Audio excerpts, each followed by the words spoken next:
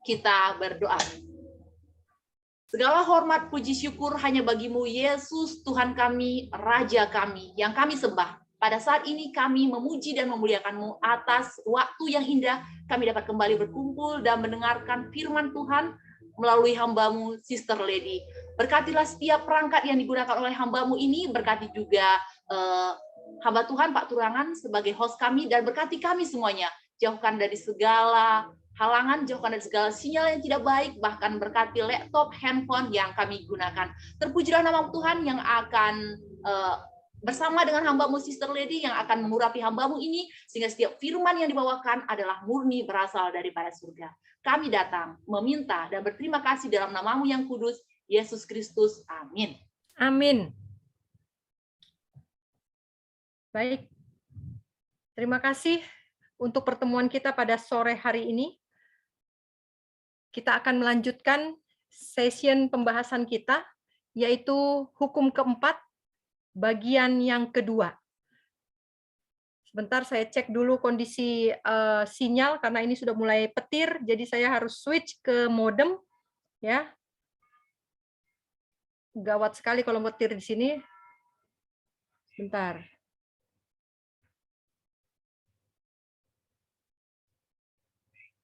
Baik. Kemarin kita sudah belajar bahwa hukum keempat, ingat dan kuduskan hari Sabat, bukanlah berbicara tentang hari itu. Perintah untuk menguduskan hari Sabat bukanlah karena hari itu, hari ketujuh itu kudus. Hari ketujuh itu sama dengan hari yang lain. Hanya karena ada orang-orang kudus di dalam hari itu yang memuji dan memuliakan penciptanya, itu sebabnya hari itu menjadi kudus. Kita belajar kemarin bahwa kita tidak bisa menguduskan hari Sabat apabila kita tidak terlebih dahulu menjadi kudus. Bentar, saya ini.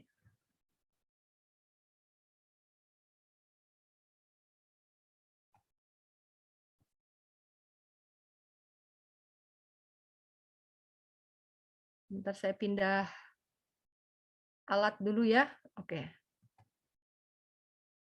Karena sudah mulai petir. Oke.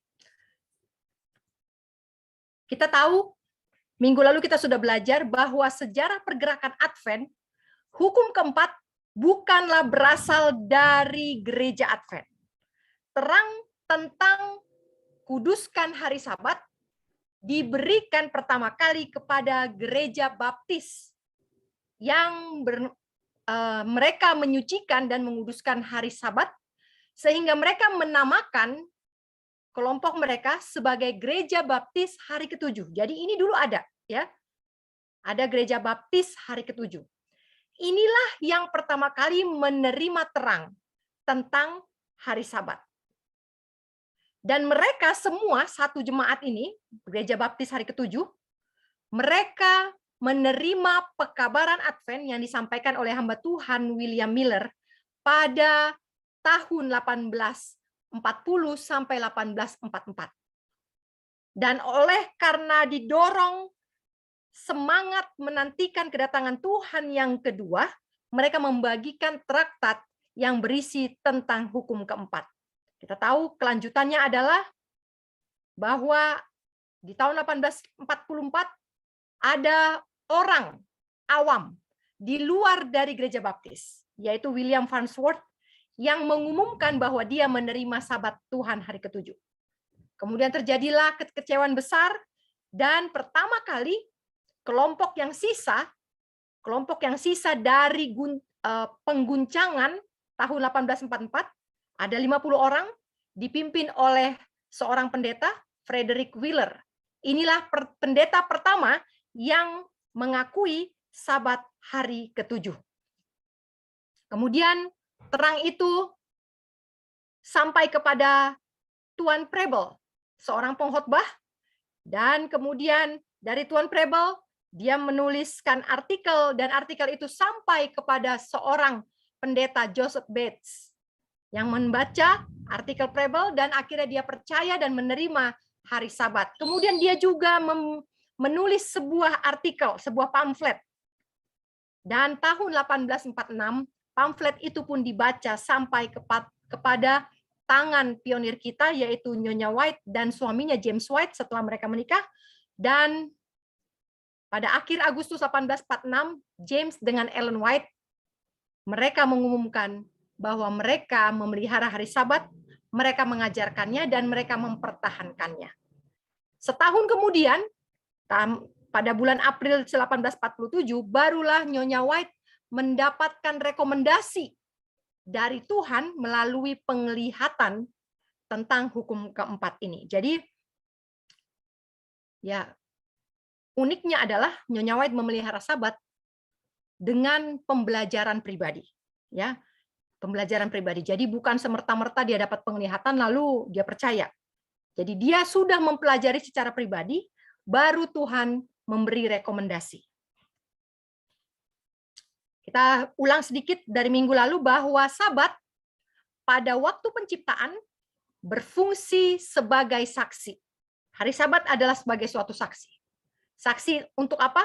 Saksi bahwa Elohim itu yang menciptakan, yang maha hadir, tidak terbatas, dan dialah, daripadanya lah berasal segala sesuatu. Dialah yang membuat karya di dunia ini.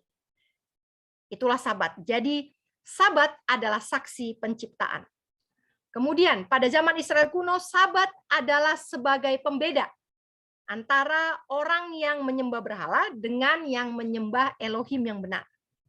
Jadi pada awalnya Sabat sebagai saksi penciptaan, kemudian ketika saya menyembah Elohim yang menciptakan, saya berbeda dengan mereka yang menyembah Elohim yang palsu atau ilah-ilah lain. Oleh karena saya menyembah Elohim yang menciptakan, maka saya memelihara Sabat. Itu sebabnya pada waktu Israel kuno, Sabat juga sebagai pembeda. Kemudian pada zaman Israel modern, saat ini Sabat adalah sebagai tanda. Tanda apa? Tanda bahwa inilah umat yang suci. Nah ini kembali lagi, bahwa Sabat adalah tanda dari sekelompok umat yang suci. Artinya, sebelum Sabat, before Sabat, ya, sebelum Sabat, umat ini sudah suci. Umat ini sudah suci, kemudian karena mereka masuk kepada hari ketujuh, ya, melalui pergantian hari, ya, normal, karena mereka masuk ke hari yang ketujuh, maka hari itu pun menjadi kudus, menjadi suci. Dan Sabat juga adalah tanda penurutan. Jadi penyucian terjadi karena menurut, ya, sanctification by obedience, ya.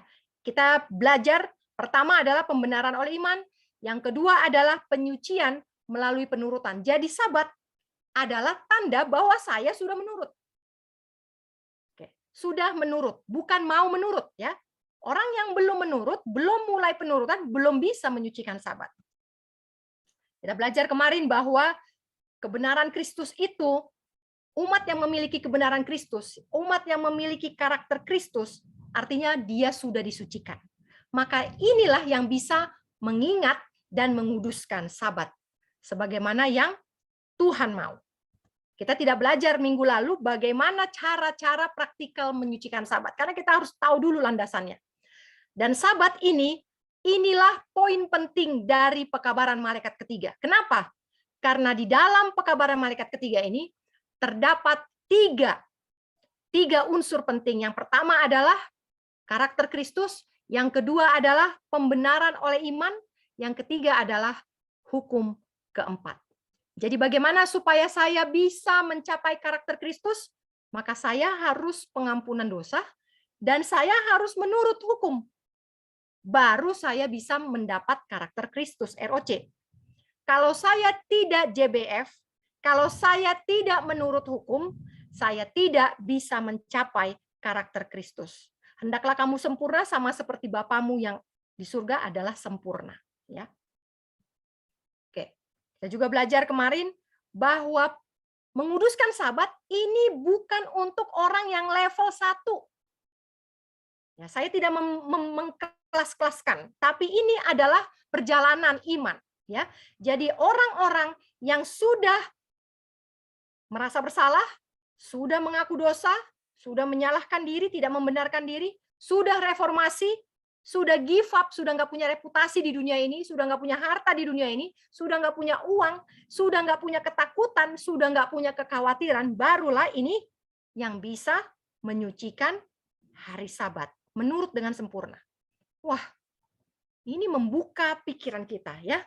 Betapa kita selama ini ternyata tidak atau belum menyucikan hari Sabat.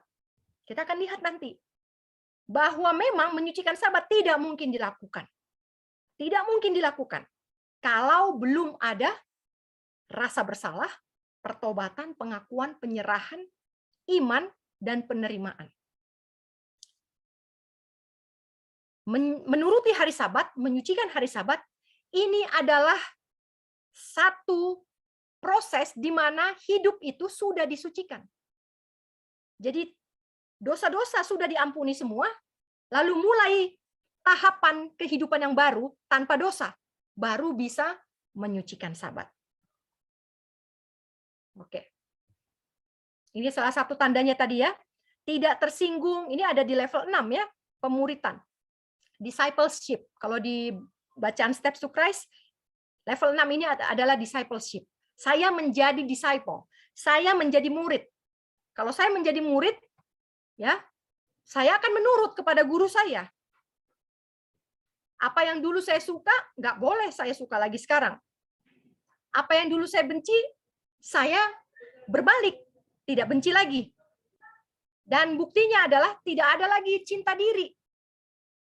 Apa tandanya? Tidak rasa tersinggung kalau ditegur orang, kalau disalahkan, nggak sensitif ya, artinya nggak gampang tersinggung, ya, nggak gampang tersinggung. Sabat. Ayatnya terdapat di dalam Keluaran 20 ayat 8, ingat hari Sabat untuk menyucikannya. Jadi bahasa Inggrisnya adalah remember the Sabbath day to keep it holy. Jadi pertama-tama bukan ingat dan kuduskan ya. Bukan ingat dan kuduskan. Tetapi ingat dulu baru kau bisa menguduskannya. Apa itu ingat? Dalam kamus bahasa Ibrani, ingat itu artinya menghargai, menerima, mengakui. Apakah saya mengakui bahwa tanpa karakter Kristus saya tidak bisa sucikan Sabat? Harus diakui dulu. Ya, harus dihargai, harus diterima landasan itu, pondasinya. Kemudian hari Sabat dalam kamus bahasa Ibrani artinya istirahat. Jadi Sabat ini memang adalah secara fisik, jasmani, artinya adalah istirahat, ya. Kemudian holy, menguduskan, artinya kudus, bersih dan suci. Jadi saya harus ingat, saya harus terima hari Sabat dengan semua kebenarannya, baru saya bisa menguduskannya. Kalau masih ada penyangkalan, masih anggap, oh itu nggak perlu, oh itu terlalu ekstrim, oh itu fanatik. Kalau masih seperti itu, kita tidak akan bisa sampai kepada tahap kekudusan Sabat. Ayat yang ke-9 dari kitab Keluaran. 6 hari lamanya, 6 hari engkau telah bekerja dan melakukan semua pekerjaanmu. 6 ini numerik ya, 1, 2, 3, 4, 5, 6. 6. Kemudian bekerja. Bekerja ini adalah melayani, menjadi hamba, ikatan kerja, atau dipaksa. Saudara-saudara, kalau saya jadi misionaris, apakah saya tidak berlaku 6 hari bekerja? Berlaku. Karena pelayanan juga adalah pekerjaan. Jadi melayani, menjadi hamba, ada ikatan kerja, dipaksa untuk melakukan, untuk menyelesaikan, untuk disibukkan. Ya. Kemudian pekerjaan, work, melakukan segala pekerjaanmu. Apa ini pekerjaan? Pekerjaan ini artinya Pekerjaan baik yang pekerjaan abstrak maupun pekerjaan konkret. Jadi pekerjaan itu bukan hanya yang mengerjakan dengan otot. Lalu kalau saya bekerja dengan otak, itu tidak bekerja, bukan, ya. Baik yang bekerja secara jasmani maupun yang lebih banyak bekerja secara mental atau pikiran, ini termasuk dalam pekerjaan. Pekerjaan work ini juga dalam kamus bahasa Ibrani juga berarti tugas, pelayanan, juga berarti harta. Harta ini adalah sebagai hasil dari pekerjaan itu. Ya. Bisnis, ternak juga pekerjaan. Kepegawaian, kerja keras, tadi saya bilang ya, kerja yang keras atau kerja yang hanya duduk, ya, menerjemahkan buku, oh ini nggak apa-apa, ini bukan kerja keras, ini boleh, nggak bisa. Ya.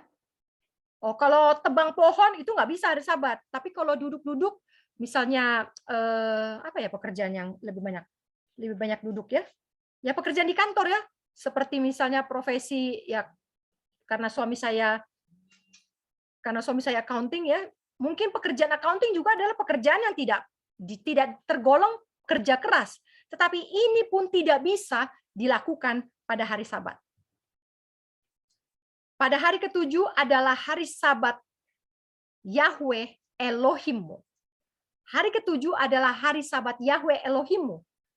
Dan di dalamnya engkau tidak boleh melakukan pekerjaan apapun, baik anakmu laki-laki ataupun anakmu perempuan, hambamu laki-laki atau hambamu perempuan, atau hewanmu, ternakmu, atau orang asing yang ada di dalam pintu gerbangmu. Jadi, baik anak yang muda, kita nanti lihat bagaimana menguduskan hari Sabat dari segala segi, dari orang tua, anak, laki-laki, perempuan, hamba, ya kita lihat nanti. Memang perintahnya adalah semua jabatan atau peranan di dalam dunia ini tidak ada yang terkecuali dari tuntutan untuk menguduskan hari Sabat. Ya. Anak yang muda, anak perempuan yang daughter itu adalah anak perempuan, artinya juga dalam bahasa Ibrani berarti sangat penting, sangat disayangi. Ya. Hamba laki-laki ini adalah orang yang terikat bekerja dengan kita. Hamba perempuan adalah orang yang terikat bekerja dengan kita juga, tapi yang jenis kelamin perempuan. Ya, ternak atau binatang ini juga, ya. Apakah ini kita memelihara binatang, ya? Kemudian orang asing ini adalah bukan hanya orang yang tidak kita kenal, tetapi orang yang datang bersinggah di rumah kita, ini dinamakan orang asing, ya.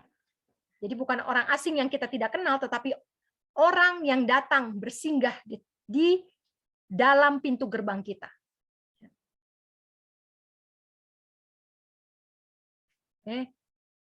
Selama 6 hari, Yehova membuat langit dan bumi, laut dan semua yang ada di dalamnya.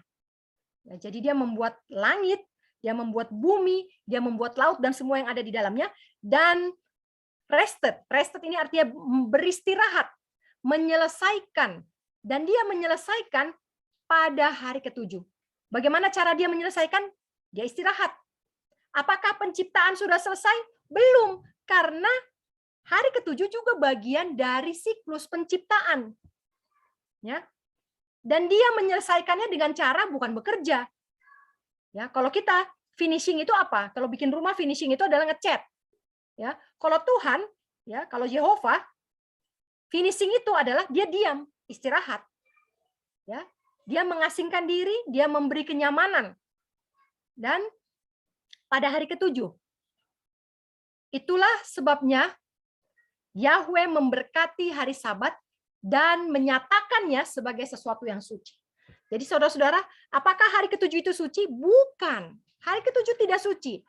Hari ketujuh menjadi suci karena Yahweh yang suci mengatakan dia suci. Ya, hello it, ya, hallowed it. Hallowed it itu artinya menyatakan sebagai sesuatu yang suci. Oke, kalau saya katakan Kalau saya katakan kain, apa ya? Oh, kain ini. Kain ini warnanya putih. Padahal ada warna pinknya juga di sini. Ada warna bola-bolanya. Tapi kalau saya bilang putih, ya, maka orang lain tidak akan bisa bilang, oh enggak. Oh itu enggak putih. Ya terserah orang lain bilang apa, saya bilang ini putih. Seperti itulah hari Sabat. Hari Sabat kenapa menjadi suci? Karena ada satu sosok yang kudus yang menyatakan itu sebagai hari suci. Itulah sebabnya hari Sabat menjadi hari yang suci. Oke, apa yang dilakukan Yesua di hari Sabat? Matius 12 ayat 1. Waktu itu Yesua pergi melalui ladang gandum pada hari Sabat. Murid-muridnya merasa lapar dan mereka mulai memetik bulir-bulir gandum dan memakannya. Jadi, apa yang dilakukan Yesua di hari Sabat? Dia petik bulir gandum. Kita tahu ceritanya ini ya. Kita tahu cerita ini. Dan apa makna dari memetik bulir gandum ini? Matius 12 ayat 10. Ada yang tangannya lumpuh sebelah, dia sembuhkan pada hari Sabat. Lukas 13 ayat 14. Dia juga menyembuhkan orang pada hari Sabat, ya. Di dalam disaksikan oleh para pemimpin-pemimpin sinagog. Kemudian Lukas 14 ayat 1 dan 2. Ya, ketika dia datang ke rumah salah seorang pemimpin Farisi untuk makan roti pada hari Sabat, ya, ada orang yang sakit busung air dan disembuhkan di depan, bukan di depan, di dalam rumah acara atau perhelatan undangan dari pemimpin orang Farisi. Kemudian Yohanes 5 ayat 9, ya, ketika Yesus menyembuhkan orang yang lumpuh, dia mengangkat tilamnya dan berjalan pada hari Sabat. Ya, tidak ada satu ayat pun yang membuktikan bahwa Yesus membuat dirinya nyaman dengan duduk-duduk, berleha-leha, tidur, jalan-jalan, dan lain sebagainya menyenang-nyenangkan dirinya. Tidak ada. Atau dia dilayani. Pada hari Sabat dia tidak bekerja, dia tidak menyembuhkan orang, tapi murid-muridnya melayani dia. Terus makanan diantarkan oleh ibu-ibu, misalnya ya, potluck disediakan. Nggak ada seperti itu. Ya. Yesus pada hari Sabat dia tetap melakukan pekerjaan yang ditugaskan Bapaknya. Apakah pekerjaan menyembuhkan ini dia lakukan hanya hari Sabat? Tidak. Pekerjaan menyembuhkan ini dia lakukan bukan hanya hari Sabat. Dia lakukan pada hari yang lain. Dan dia tetap lakukan pada hari Sabat. Kapan Sabat dimulai? Oke, kita harus tahu kapan Sabat dimulai. Testimonies volume pertama. Pasal yang ke-16, paragraf yang pertama. Ketika itu Nyonya White, dia menyatakan bahwa saya melihat ada dalam pikiran beberapa orang, Tuhan telah menunjukkan bahwa hari Sabat dimulai pada pukul 6. Ketika saya, Ellen G. White, hanya melihat bahwa hari itu dimulai pada even. Even itu artinya akhir, the end of the day, akhir hari. Dan disimpulkan bahwa akhir hari itu adalah pukul 6. Jadi apakah Sabat dimulai pukul 6? Bukan. Sabat dimulai ketika hari berakhir. Ya, kapan hari berakhir? Kejadian 1 ayat 5. Dan petang itu hingga paginya itulah hari pertama. Jadi satu hari harus dimulai dari petang. Ya, petang ketika matahari terbenam itulah hari yang baru. Pada saat matahari tenggelam artinya hari yang baru. Ya. Kemudian pada saat matahari yang terbit itu masih hari yang sama. Kemudian ketika matahari itu tenggelam, maka hari pun berganti. Jadi hari itu dimulai ketika matahari terbenam, bukan jam 6. Ya. Jadi saudara-saudara, tidak ada, dan Nyonya White juga menyangkal itu ya, tidak ada bukti yang menjelaskan bahwa hari Sabat dimulai pukul 6. Melainkan tanda kapan Sabat dimulai adalah matahari terbenam. Baik, persiapan Sabat. Oke, kita mulai bicara Sabat mulai dari hari persiapannya. Persiapan Sabat harus dilakukan sepanjang minggu. Saudara, hari Jumat bukanlah hari persiapan Sabat. Persiapan Sabat adalah hari Minggu, Senin, Selasa, Rabu, Kamis, dan Jumat. Jadi sepanjang minggu. inilah hari persiapan Sabat. Jadi kalau kami terbiasa dengan seperti ini. Kalau hari Senin ya, hari Senin. Waktu hari Senin, ya, tadi kami di jalan, kemudian rupanya ada yang nyalip ini mobil, lalu suami saya agak sedikit kaget dan dia marah, lalu anak-anak sudah mulai bilang, oh ini hari Sabat tidak bisa kudus. Ya. Karena kenapa? Saya harus menjaga diri saya dari semua noda dosa supaya saya bisa menguduskan Sabat. Jadi ketika saya tidak bisa mengendalikan nafsu, amarah, keinginan pada hari Senin, maka itu berarti saya harus pengakuan dosa, minta ampun, lalu ulang lagi menurut dan coba terus supaya target saya adalah saya bisa kuduskan Sabat. Jadi persiapan Sabat harus dilakukan sepanjang minggu. Setiap hari dalam 1 minggu kita harus terus memandang kepada Sabat, ya. Jadi kalau sekarang saya memanjakan selera, ya. Oh saya mau makan ini, ya mentang-mentang ini sekarang kami lagi di kota ini karena ada harus perbaiki laptop. Lalu mentang-mentang di kota, oh saya mau makan ini, saya mau makan itu. Nah kalau saya lakukan ini, maka sudah pasti hari Sabat saya tidak bisa kuduskan. Karena saya tidak kudus di hari ini. Saya izinkan kerakusan melanda jiwa saya, kecuali saya bertobat, minta ampun dosa, maka saya kembali lagi ulang dari awal, dikuduskan, disucikan, untuk memasuki hari Sabat, supaya hari Sabat itu kudus. Ya, ini dari Counsels for the Church, pasal 47. Child Guidance, pasal 79. Saya nggak tahu ini bahasa Indonesianya apa ya. Buku ini apakah ada bahasa Indonesia, saya kurang tahu. Sepanjang minggu tidak ada perkataan yang salah atau kasar. Ini saudara-saudara. Apa itu persiapan Sabat? Apakah masak? Apakah setrika baju? Semir sepatu? Ini yang selalu saya dengar sejak kecil, persiapan Sabat. Tapi tidak ada yang pernah membahas bahwa persiapan Sabat adalah sepanjang minggu nggak boleh ada yang kasar. Sepanjang minggu nggak boleh ada kata-kata yang salah. Apakah saya bisa menahan mulut saya dari gosip pada hari Sabat? Kalau hari Minggu, Senin, Selasa, Rabu, Kamis, saya sudah menggosipkan orang. Nggak bisa. Nggak bisa, coba aja. Saya sudah buktikan ini. Ketika 1 minggu saya tidak menjaga mulut saya, maka saya tidak akan bisa menjaga mulut saya pada hari Sabat. Sebelum Sabat, roh kita harus bebas dari kemarahan dan kejengkelan. Itu tadi. Tidak boleh ada yang marah, tidak boleh ada yang jengkel, kesal, dan tersinggung, dan lain sebagainya.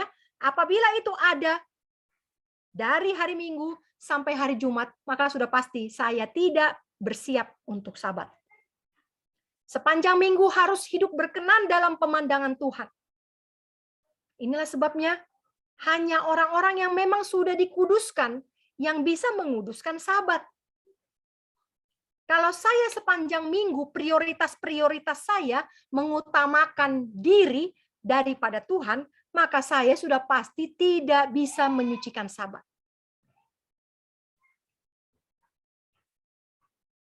Sepanjang minggu persiapan Sabat ini adalah mendidik anak-anak dan mempersembahkan mereka pagi dan petang ke hadapan Tuhan. Saudara-saudara, apakah saya hari demi hari mempersembahkan anak-anak saya?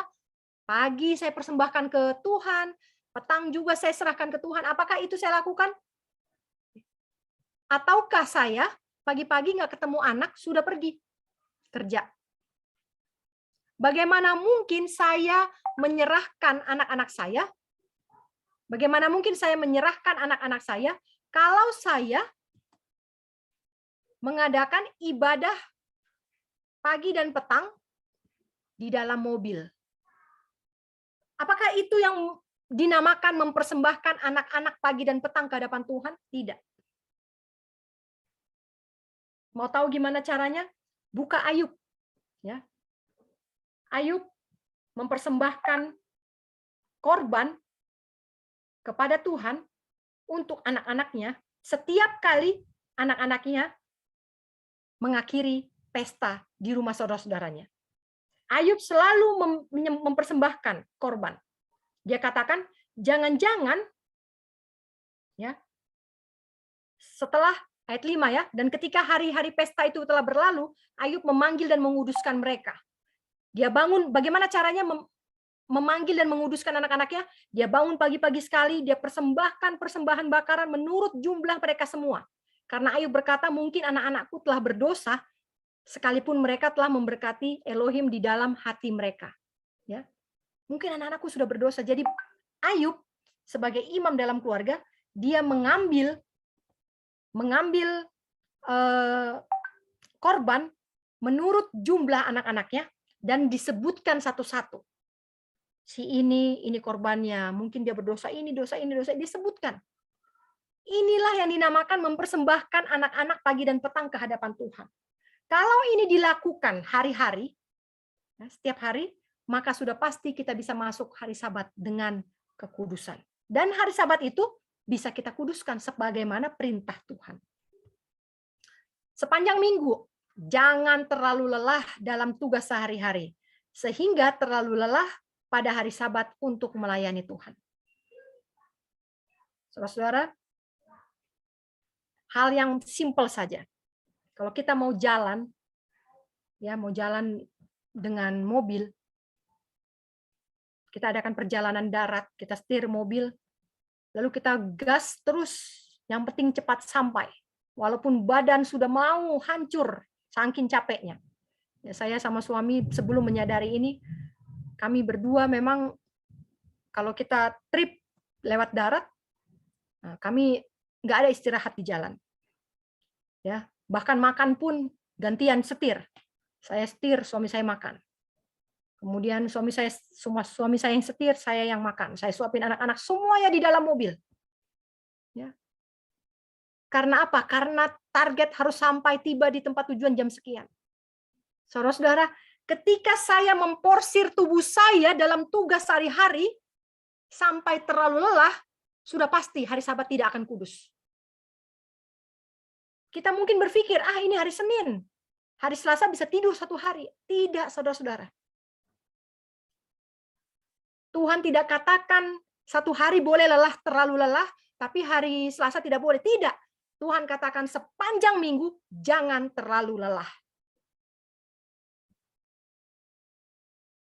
Keberhasilan kita dalam pekerjaan Tuhan dimulai dari rumah. Jadi dari mana persiapan Sabat dimulai? Di rumah. Saudara-saudara yang melayani pekerjaan Tuhan sebagai misionaris, sebagai evangelis, sebagai pendeta, sebagai ibu pendeta, sebagai anggota majelis, sebagai pimpinan-pimpinan departemen gereja. Kalau mau berhasil dalam pekerjaan Tuhan, mulai dari rumah. Mulailah dari persiapan Sabat. Kalau persiapan Sabatnya sukses, maka pelayanannya sukses. Dan tidak akan ada yang bisa menghentikan pelayananmu, baik itu pandemik, baik itu krisis moneter, baik itu perang dunia sekalipun, tidak akan bisa menghentikan pelayanan yang sudah dimulai dari persiapan Sabat yang kudus. Jadi ini penting sekali untuk para orang-orang yang mau melayani. Ya, kalau orang yang country living pasti akan cari-cari pelayanan. Oh, saya mau melayani ini, saya mau jadi medical missionaris, saya mau jadi ini. Semua itu tergantung pada bagaimana persiapan saya menyambut Sabat. Oke, persiapan Sabat berikutnya. Jadi walaupun persiapan Sabat itu dimulai sepanjang minggu, jadi hari Minggu, Senin, Selasa, Rabu, Kamis itu adalah persiapan Sabat, namun hari Jumat haruslah menjadi persiapan yang istimewa. Saudara tidak bisa mempersiapkan Sabat hanya satu hari, hari Jumat. Di situ mau persiapkan makanan, di situ mau bikin panggang roti, di situ mau setrika baju, di situ mau persiapkan firman, nggak bisa. Yang ada apa? Nanti kita lihat. Keluaran 16 ayat 23, Bilangan 11 ayat 8. Jangan memasak pada hari Sabat. Saya tahu di gereja-gereja kalau dibicarakan ini majelis akan terjadi kontroversial yang sangat tidak berujung pangkal. Coba aja bicarakan ini di gereja. Nggak akan ada habisnya. Debat kusir, ulang-ulang itu aja nggak ada ujungnya. Saudara-saudara, Last Day Events katakan, Ya, peristiwa-peristiwa akhir zaman katakan. Tidak bisa revival dalam jemaat. Saudara mau bahas jangan masak hari Sabat aja secara jemaat nggak akan korum. Nggak akan korum ini. Tapi perintahnya jelas. Tidak bisa memasak hari Sabat.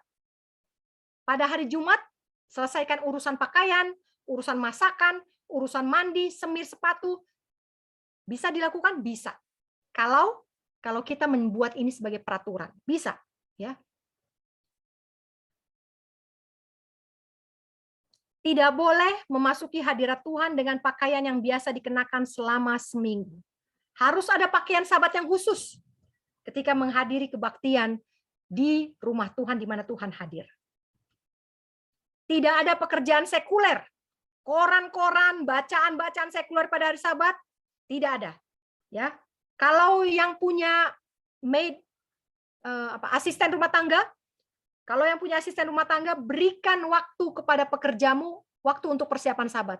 Saudara ingat, siapa yang harus bersiap Sabat? Apakah orang Advent? Bukan. Orang yang singgah di tempat kediamanmu, itu pun harus mengadakan persiapan Sabat. Jadi, bisakah pembantu bekerja pada hari Sabat, menggendong anakmu di gereja, mengangkat potlakmu dan mencuci piring potlakmu pada hari Sabat, sementara kau duduk-duduk saja? Tidak bisa. Saudara-saudara, saya sudah praktekkan ini. Ya, saya sudah praktekkan ini.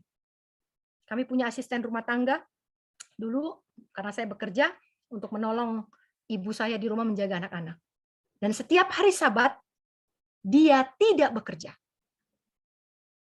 Saya bekerja dari hari Senin sampai hari Jumat, dan hari Sabat saya pun harus menggendong anak saya.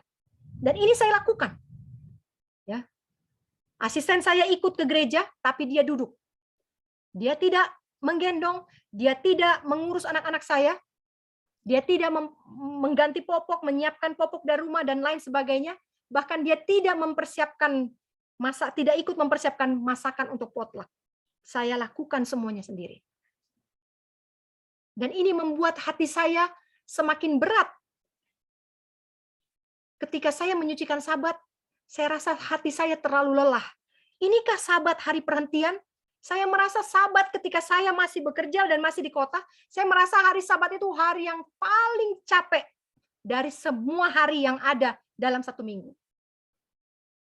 Karena saya hari biasa, hari Minggu sampai Jumat saya punya asisten. Tapi hari Sabat saya tidak punya asisten. Untuk melayani di gereja, untuk melayani anak-anak saya, mempersiapkan diri, semuanya tertimpa pada hari Sabat. Dan hari Sabat itu tidak pernah menjadi hari istirahat buat saya. Saya pulang sore, ya, habis tutup Sabat kami biasa dari pagi sampai malam di gereja. Setiap kali saya pulang, itu adalah hari yang saya tidak bisa membuka mata, dan bahkan mengganti baju gereja pun saya tidak bisa lagi, tidak sanggup. Ya. Untuk mengurus pelayanan di gereja, ya bahkan saya harus saya main piano pun saya gendong anak saya di belakang. Saya memimpin lagu pun saya harus sambil gendong anak. Bahkan saya menyanyi lagu spesial pun saya menggendong anak. Ya, jadi saya melihat bahwa kenapa capek sekali kalau hari Sabat ini? Apakah ini yang benar? Saudara-saudara, ketika saya tinggalkan kota dan saya pindah ke desa, disitulah semua yang saya kasih tahu kepada saudara pada sore hari ini, disitulah baru saya bisa melakukannya dengan sukacita. Di desalah saya merasa hari Sabat itu hari istirahat, hari yang berbahagia. Kita belajar lagi. Bagaimana buka dan tutup Sabat?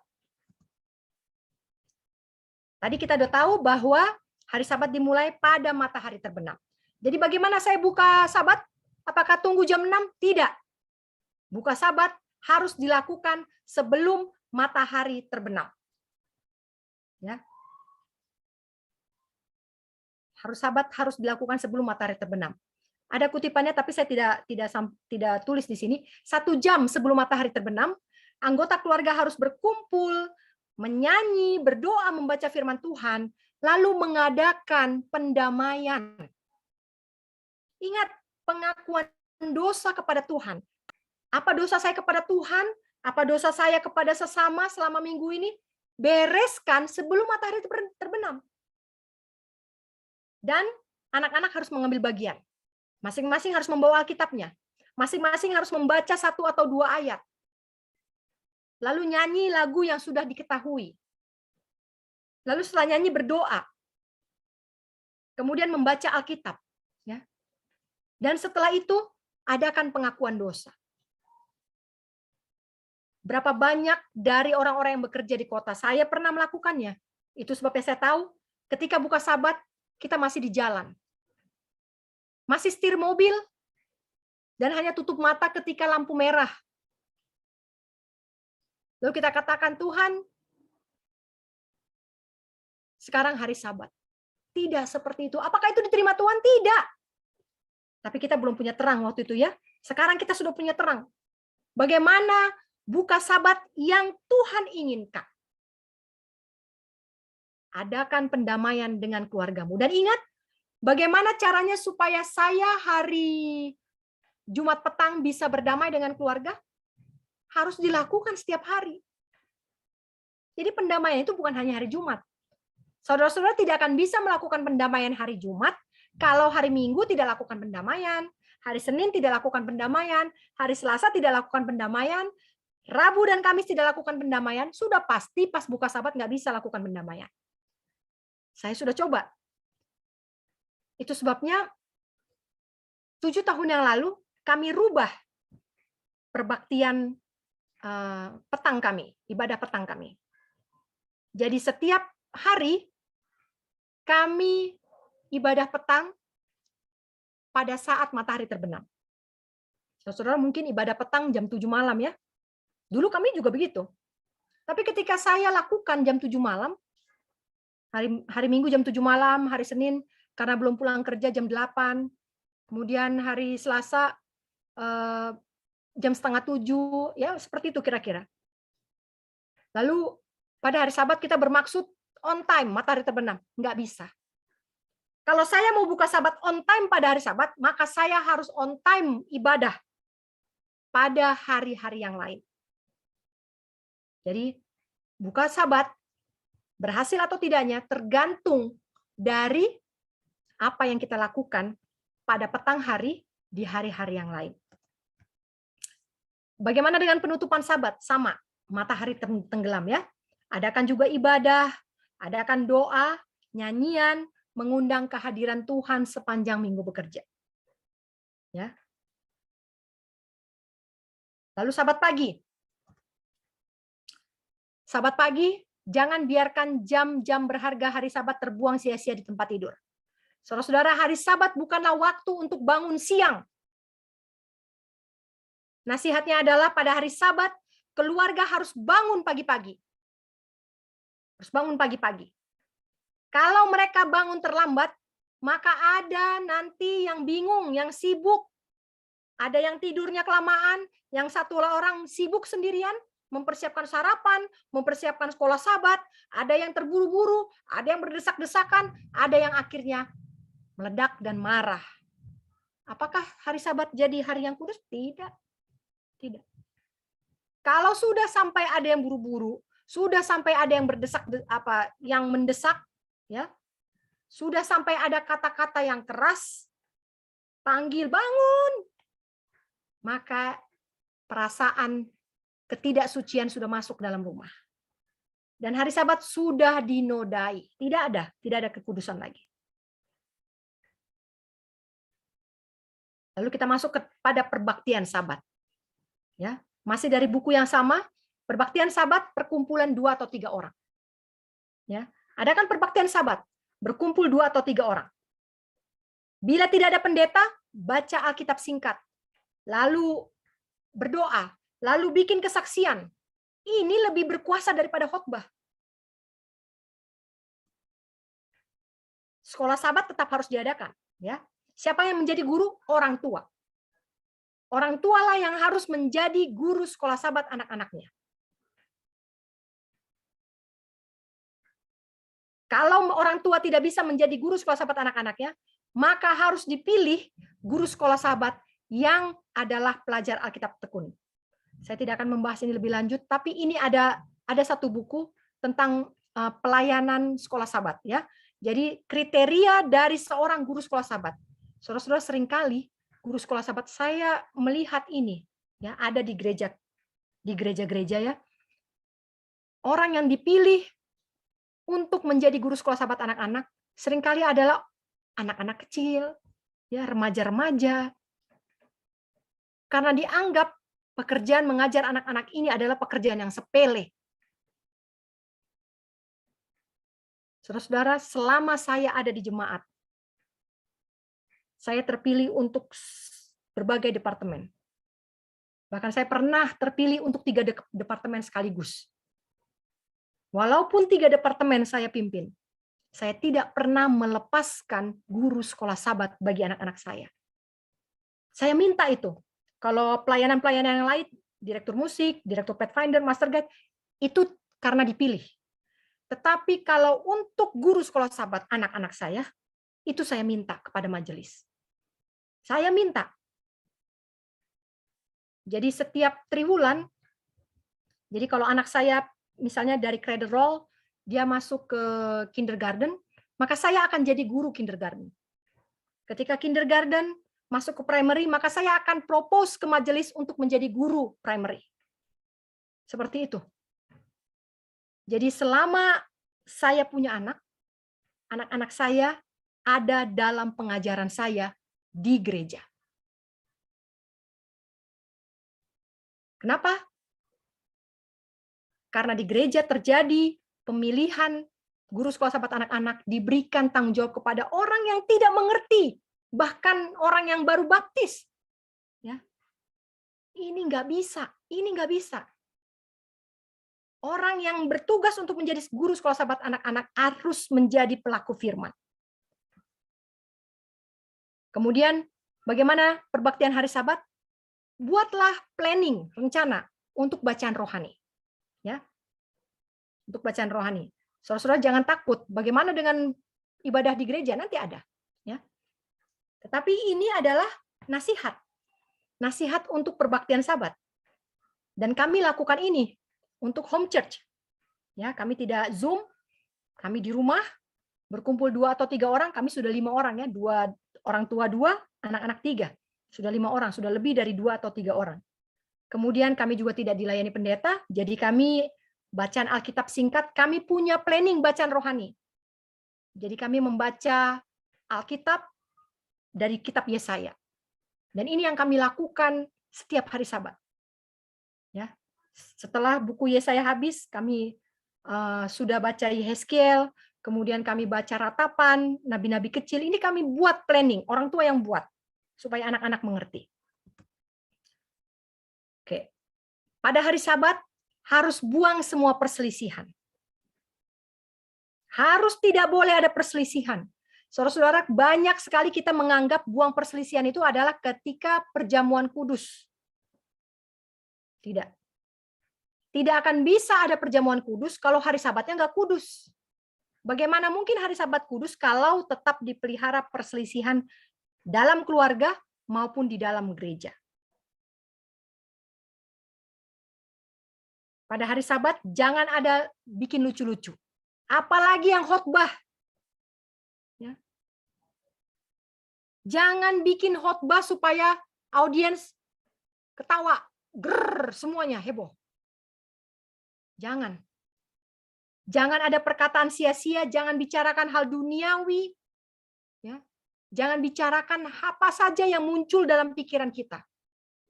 Hindari orang-orang yang membuatmu terlibat dalam obrolan-obrolan duniawi. Ini hari Sabat. Tapi ini nggak mungkin kita lakukan kalau kita bikin lelucon terus. Hari Minggu lelucon, hari Senin lelucon, lalu kita mau hari Sabat tidak ada lelucon, tidak bisa. Ini yang saya bilang tadi. Kenapa kita tidak boleh ada lelucon hari Sabat? Karena setiap hari pun kita tidak boleh bikin-bikin lelucon, sesuatu yang sia-sia.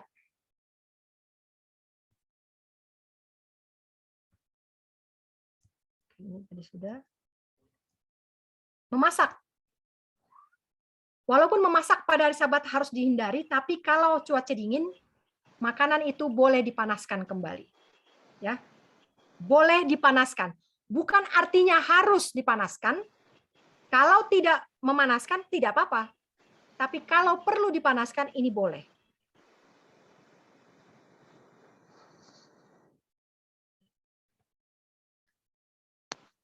Kalau mau dapat berkat hari Sabat, harus lebih strict. Harus lebih strict memelihara hari Sabat. Dan tidak bisa kita strict hari Sabat kalau hari yang lain kita lost.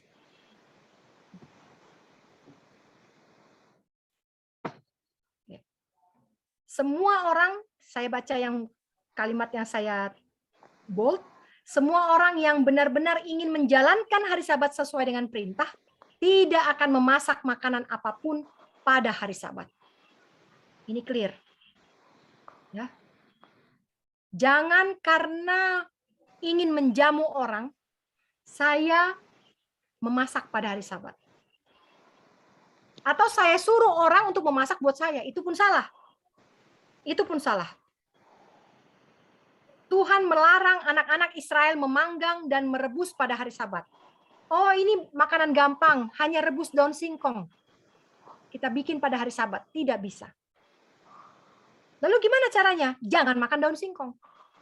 Kalau memang daun singkong, oh daun singkong itu bayam misalnya. Bayam itu kan tidak bisa direbus hari Jumat, nanti dia basi.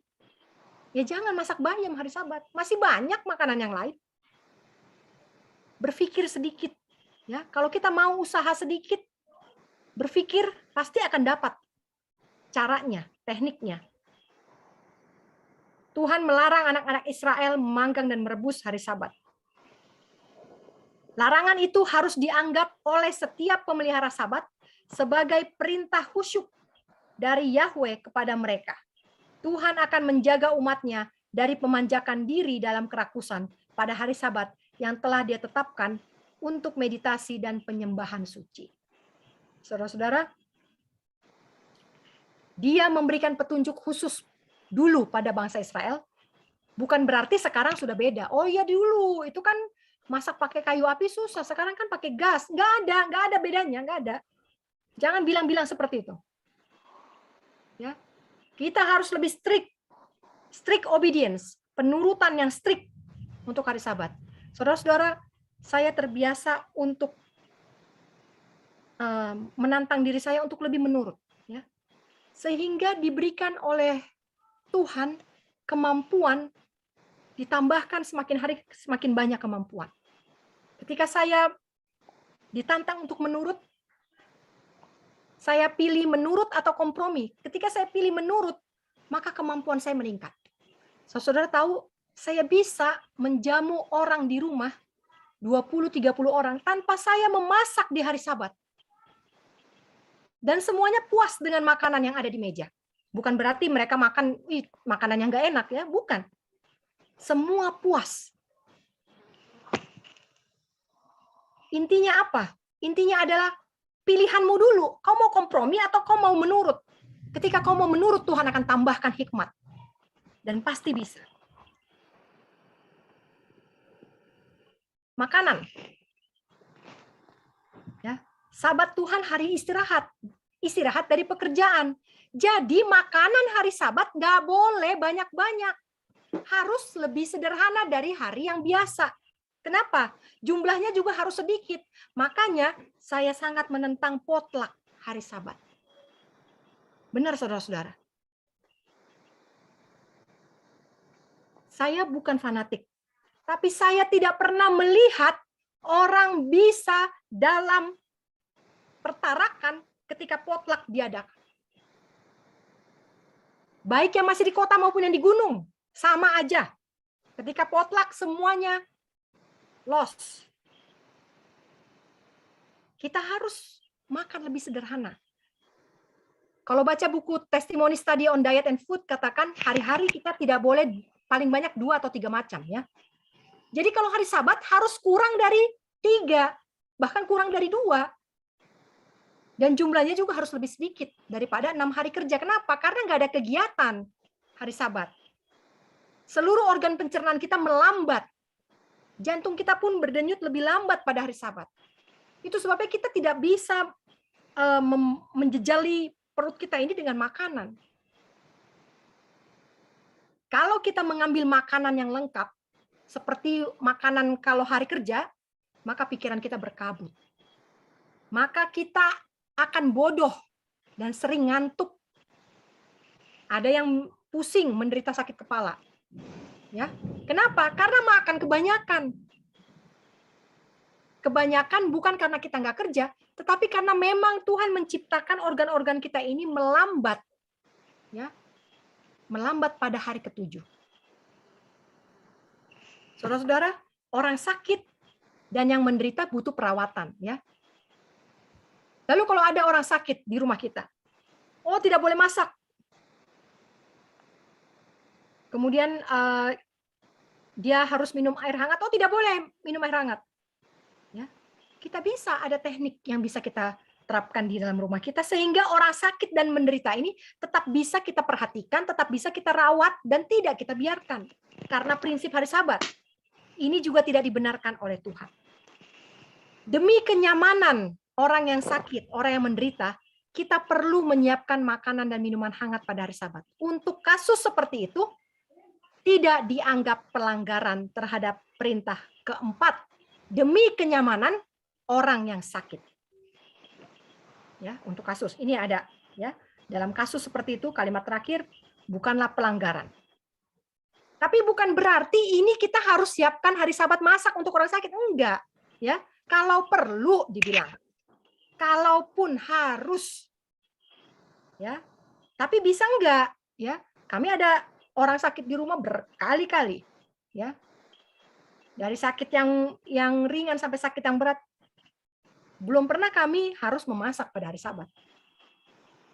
Ya. Kalau perlu. Sabat bukanlah hari ketika makanan kecil akan disiapkan atau dimasak. Ya. Artinya, kalau mau makan biji-bijian pada hari Sabat, masaklah pada hari Jumat. Kenapa? Karena biji-bijian itu kan lama ya masaknya ya. Nah, lama lembeknya, harus direndam dulu, lalu direbus. Ya. Nah, kalau memang kita menyiapkan kacang hijau pada hari Sabat, masaklah pada hari biasa. Ya. Kemudian hangatkan. Pada hari Sabat bisa kita hangatkan. Ya. Tetapi jangan biarkan hari Sabat dianggap sebagai hari untuk memuaskan selera. Ya, karena potluck segala-gala ada di atas meja. Masing-masing orang berusaha untuk membawa makanan dari rumah yang unik, yang enak, ya, taruh di atas meja sehingga yang melihat pun mau ini, mau itu, mau ini, mau itu. Berapa banyak dalam satu piring? Wah, banyak sekali, penuh. Harusnya hari biasa kita cuma diperbolehkan 2 atau 3 macam, tetapi pada hari Sabat ketika semua organ pencernaan melambat, kita malah menjejali perut kita dengan 5 jenis makanan, belum es krimnya, belum pudingnya dan lain sebagainya. Bahkan ada orang yang saya lihat tidak bergerak dari meja potluck, selalu makan berdiri di meja potluck supaya gampang nambahnya. Inilah pelanggaran. Ya. Yang saya rindukan adalah dalam setiap gereja, kalau pemimpin-pemimpin majelis, anggota-anggota majelis, lihatlah apakah potluck ini perlu dipertahankan atau enggak. Kalau memang tidak membawa kebaikan, stop saja. Daripada berdosa, stop saja. Biarlah masing-masing keluarga membawa bekalnya sendiri-sendiri untuk masing-masing kebutuhannya. Daripada gereja memfasilitasi untuk pemanjaan selera. Berikan sesuatu yang akan dianggap sebagai suguhan, ya. Jadi kalau kita di keluarga, bagus kalau hari Sabat tidak diharuskan.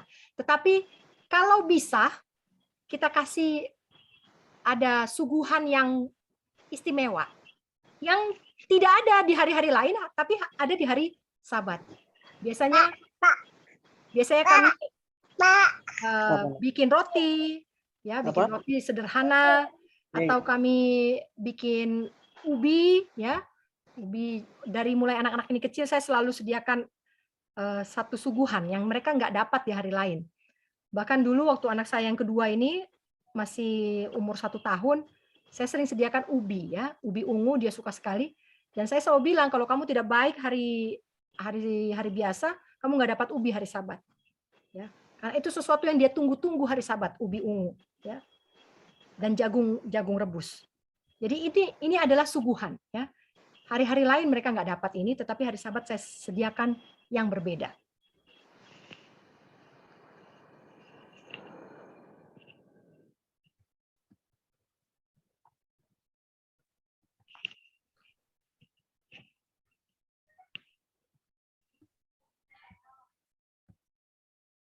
Pikiran tidak boleh dididik untuk kenyang, ya. Jadi kalau kita mau datang hari Sabat, jangan kita pikir, oh di sini potlaknya enak, oh di sana potlaknya dijatahin, nggak enak. Jangan. Inilah kenapa potlak ini seringkali membawa pikiran jadi tidak kudus di hari Sabat. Ya. Jangan kita berpikir, jangan kita mendidik pikiran kita atau anak-anak kita, oh nanti di gereja ada yang ulang tahun, kita dapat kue nanti di sana. Jangan. Lebih baik stop, gereja aja di rumah. Berbakti di rumah. Kalau memang anak-anak sudah mulai memikirkan akan potluck di gereja. Ya. Kita harus bersiap hari Sabat. Pakaian yang kita pakai harus dirapikan sebelum hari Sabat. Sepatu tidak boleh dibiarkan tidak hitam atau tidak disemir. Ya, sebelum hari Sabat sudah selesai. Bagaimana mengadakan perjalanan? Tidak boleh traveling hari Sabat. Baik dengan kapal ataupun dengan mobil. Kapal dulu nggak ada pesawat ya, pesawat juga ya. Apapun. Jangan adakan perjalanan hari Sabat. Kalau memang harus mengadakan perjalanan untuk melawat ke jemaat, untuk berkhotbah, tetap tidak diperbolehkan untuk berangkat hari Sabat. Bikinlah travel plan ya, rencana perjalananmu supaya kau tiba di tempat itu sebelum hari Sabat. Ya saudara-saudara, beberapa kali saya diundang untuk melayani di kota. Saya langsung katakan, bolehkah kami punya tempat menginap? Karena kami tidak mau adakan perjalanan hari Sabat. Walaupun hanya dari Bogor ke Jakarta, tapi saya tidak mau adakan perjalanan hari Sabat. Jangan ngobrol-ngobrol waktu di jalan pada hari Sabat. Itu sebabnya jangan berjalan hari Sabat. Karena ketika saya traveling ke satu tempat, saya di mobil, kemudian saya ngobrol-ngobrol, joking, ya, bikin lelucon-lelucon, lalu mulailah membicarakan orang, ya, dan lain sebagainya. Kemudian hari Sabat itu tidak akan kudus. Jangan ngobrol, kecuali untuk meringankan penderitaan orang lain dan untuk menolong orang yang membutuhkan. Jadi saudara-saudara tutup mulut, kecuali itu adalah perkataan untuk meringankan beban orang lain. Ya. Mengangkat beban. Yeremia 17 ayat 21 katakan, jangan membawa beban pada hari Sabat, jangan bawa masuk. Oh ini gimana nih? Oh kalau gitu, kalau ada baptisan kita nggak boleh bawa baju dari rumah. Karena itu mengangkat beban. Apakah seperti itu? Karena ada ayatnya, ya, ayat 22. Jangan membawa beban keluar dari rumahmu pada hari Sabat. Nah ini, bawa baju, bawa potlak, bawa makanan bayi, bawa tas, pampers, dan lain sebagainya. Ini beban? Apakah ini yang dimaksud? Nehemia 13 ayat 15. Pada waktu itu Nehemia melihat di Yehuda ada orang-orang memeras anggur pada hari Sabat. Dibawa berkas-berkas gandum, lalu ditaruh di atas keledai pada hari Sabat. Lalu buah anggur, buah ara, semua dimuat pada hari Sabat. Lalu dibawa masuk ke Yerusalem pada hari Sabat. Diperingatkan oleh Nehemia.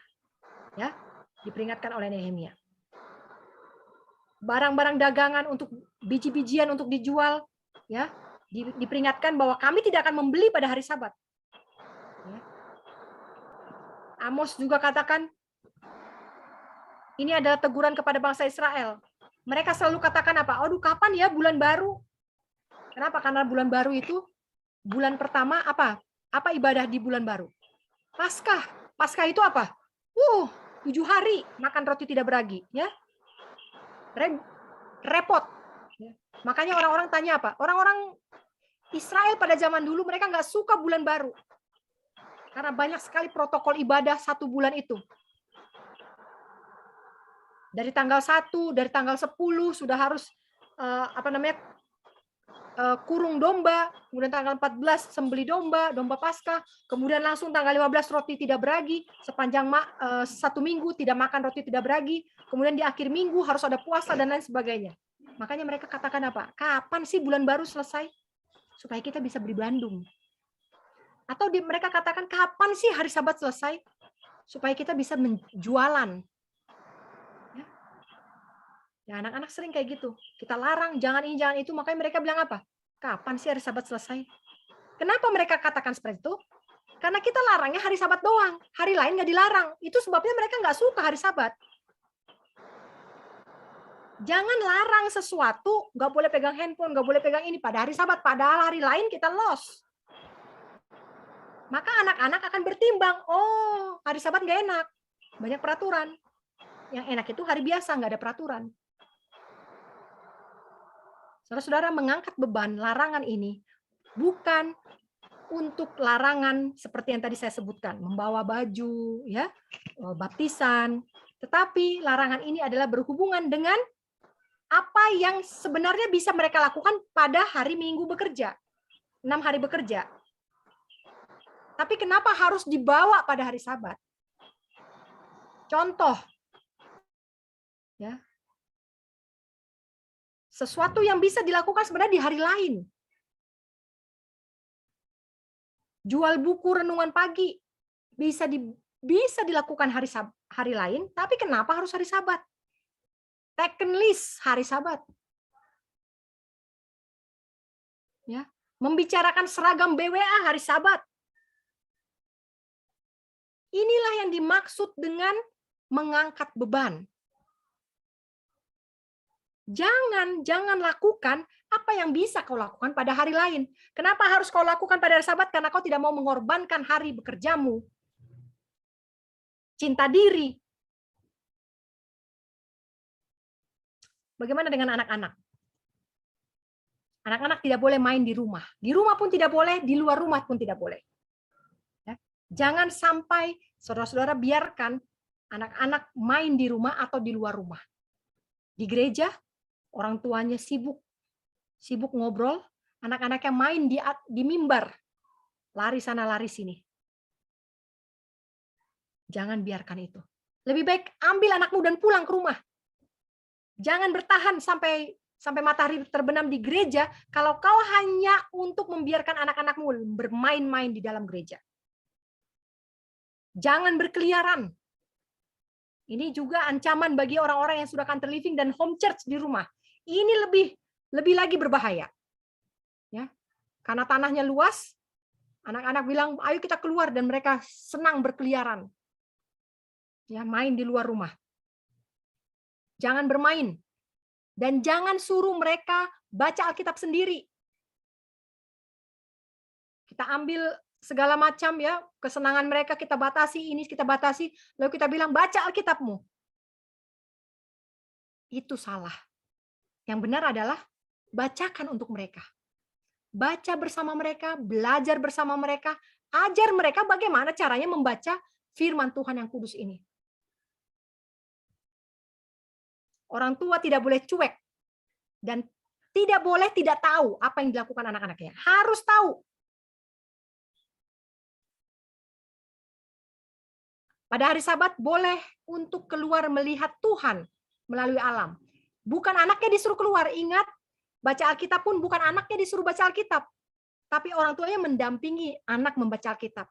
Ketika melihat Tuhan melalui alam, berjalan-jalan di luar, ingat, dampingi anak-anakmu supaya tidak terjadi berkeliaran. Dampingi keluar dan perkenalkan Tuhan melalui alam di sekitarmu. Bawa mereka ke udara terbuka, ya, tapi harus didampingi, karena kalau dibiarkan yang ada mereka bukan yang melihat Tuhan, tapi malah manjat pohon. Supaya itu tidak terjadi, dampingi anak-anakmu. Saudara-saudara, ini seringkali saya gagal ketika hari Sabat saya berada dalam sebuah fellowship. Ya. Ketika saya berada dalam sebuah fellowship gabungan, ya beberapa keluarga, saya absorb, ya saya absorb, saya terserap dalam pembicaraan dengan orang tua, dengan para orang tua, sehingga disitulah setan membuat saya lupa di mana anak-anak saya, dan saya lihat anak saya sudah lari sana lari sini. Kenapa? Karena ngobrol itu enak. Apalagi yang tinggal di gunung, yang 1 minggu nggak pernah ngeliat orang, ketika fellowship dan ketemu orang lain, waduh rasanya senang sekali, sampai lupa sama anak. Ini terjadi kepada saya. Itu sebabnya saudara-saudara, sampai saya bisa menahan diri saya, sampai saya bisa mengendalikan diri saya, supaya saya tidak absorb dalam fellowship, dan membiarkan anak-anak saya, maka saya membatasi diri saya untuk fellowship. Kami berbakti di rumah. Karena saya belum bisa melatih diri saya untuk tidak melupakan anak-anak saya, perhatian saya tetap ke anak, sementara ada orang lain yang tanya, yang ingin bicara dengan saya layani, tetapi anak saya hilang. Orang tua harus menjelaskan kepada anak-anaknya, bila di gereja, jangan suruh anakmu menulis, menggambar. Kecuali anakmu memang belum bisa mengerti bahasa dewasa, ya. Tetapi ketika mereka sudah bisa mengerti pengajaran, maka orang tua wajib untuk menjelaskan semua kata-kata yang diucapkan di atas mimbar, supaya mereka juga mempunyai pemahaman, supaya mereka juga mempunyai pengetahuan yang bisa mereka praktikkan. Jangan suruh mereka menulis, ayo gambar biar nggak ribut. Jangan. Ajar anak-anak ketika khotbah dimulai. Kalau orang tua tidak lakukan ini, maka orang tua akan dianggap bersalah, menanggung kesalahan anak-anaknya. Saudara-saudara tidak akan bisa lakukan ini pada hari Sabat. Ingat, kembali saya ingatkan. Orang tua tidak akan bisa menjelaskan kepada anak-anaknya, memperhatikan anak-anaknya pada hari Sabat, kalau hari lain mereka tidak lakukan itu. Ini juga teguran buat saya. Saya merasa aman di rumah karena tidak ada orang. Tidak ada tetangga. Tetapi ketika fellowship, ya, saya tidak memperhatikan anak-anak saya. Kenapa? Ternyata hari-hari bekerja, saya bukannya mengajar anak-anak saya, tapi saya membiarkan mereka. Saya merasa aman karena tidak ada pengaruh-pengaruh dari luar. Ini salah. Dan harus diperbaiki. Saya bertobat banyak dalam hal ini. Orang tua membiarkan anak-anak mereka menerima pendidikan dari dunia pada hari Sabat. Apabila kita membiarkan anak-anak kita sekolah pada hari Sabat, nanti kita belajar ya. Banyak dulu waktu saya kuliah ada opini bahwa sekolah nggak bisa hari Sabat kecuali sekolah kedokteran. Nanti kita lihat. Siapapun orang tua yang membiarkan anaknya sekolah hari Sabat, maka anak itu tidak akan bisa dimeteraikan. Bisnis pada hari Sabat. Bisnis pada hari Sabat tidak bisa. Membuat rencana bisnis, tidak bisa. Itu sama saja dengan berbisnis, bertransaksi. Jadi rencana pun tidak boleh. Nanti kita sama-sama gereja di, misalnya ya, kita sama-sama gereja di Bogor nanti ya. Kita janjian sama teman, nanti kita ketemu di Bogor aja ya. Baru habis itu, habis tutup Sabat, nanti kita lihat ruko yang mau kita beli itu. Ini nggak bisa. Nggak bisa dilakukan. Saya bergereja di Bogor karena saya mau melihat ruko setelah tutup Sabat. Nggak bisa. Ini pelanggaran. Dosa. Keadaan apapun tidak akan dibenarkan. Ya. Tidak akan membenarkan dalam keadaan apapun orang-orang yang bekerja pada hari Sabat demi profit duniawi. Kita akan lihat nanti jenis pekerjaannya ya. Siapa saja yang bekerja hari Sabat demi upah, maka tidak dibenarkan. Nehemia 13 ayat 15 sampai 21. Orang Israel juga terlibat transaksi dagang pada hari Sabat dan Tuhan kutuk mereka. Ya, lihat hasilnya orang Israel. Apakah mereka eksis sebagai bangsa pilihan? Enggak, ditolak. Jadi jangan pikir karena saya sudah Advent maka saya dosa-dosa sedikit hari Sabat. Ini sudah umat pilihan. Enggak, ditolak. Ditolak. Ini bahasa Inggris. Jadi restoran pun, restoran bukan hanya restoran profit ya, restoran vegetarian, restoran sehat ya, restoran yang punya misi misi untuk apa sih? Mempromosikan. Restoran yang punya visi dan misi untuk mempromosikan reformasi kesehatan, apakah ini boleh buka pada hari Sabat? Tidak boleh. Sanitarium. Saudara-saudara yang berniat untuk membuka sanitarium, jangan bikin ibadah pada hari Sabat untuk pasien. Ibadahnya protokolnya ada bacaan mission, ada ini, ada sekolah Sabat, lalu ada khotbah sampai jam 1 seperti protokol yang ada di gereja. Salah. Lalu pekabarannya juga kita harus sampaikan kepada pasien sanitarium yang belum mengenal kebenaran. Kita sampaikan pekabaran malaikat ketiga, sandelo, ini berbahaya. Lalu bagaimana saya membuat ibadah Sabat ketika saya ada pasien yang belum satu iman dengan saya? Buatlah session singkat. Hanya doa saja. Ibadah sosial, ramah tamah, silaturahmi ya. Ibadah sosial ini artinya ibadah ramah tamah. Singkat, menarik.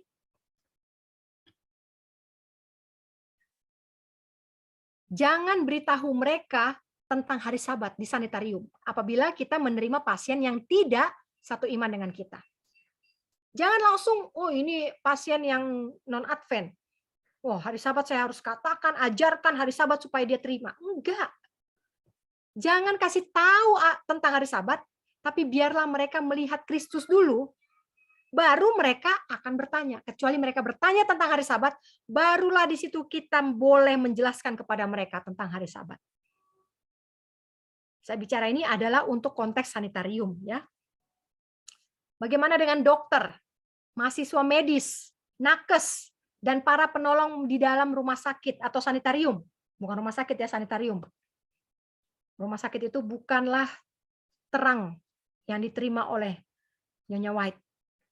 Terang yang diterima adalah sanitarium. Jadi bagaimana dokter di sanitarium, mahasiswa medis di sanitarium, nakes di sanitarium, dan semua helper yang bekerja di sanitarium. Ya. Pekerjaan harus dikesampingkan. Sebisa mungkin tidak boleh ada pekerjaan pada hari Sabat. Tetapi tidak boleh membiarkan orang yang sakit. Tidak boleh menolak orang yang sakit. Ya. Saudara-saudara, Nyonya White katakan bahwa orang-orang zaman ini adalah bahaya bagi orang-orang yang mau belajar ilmu kedokteran.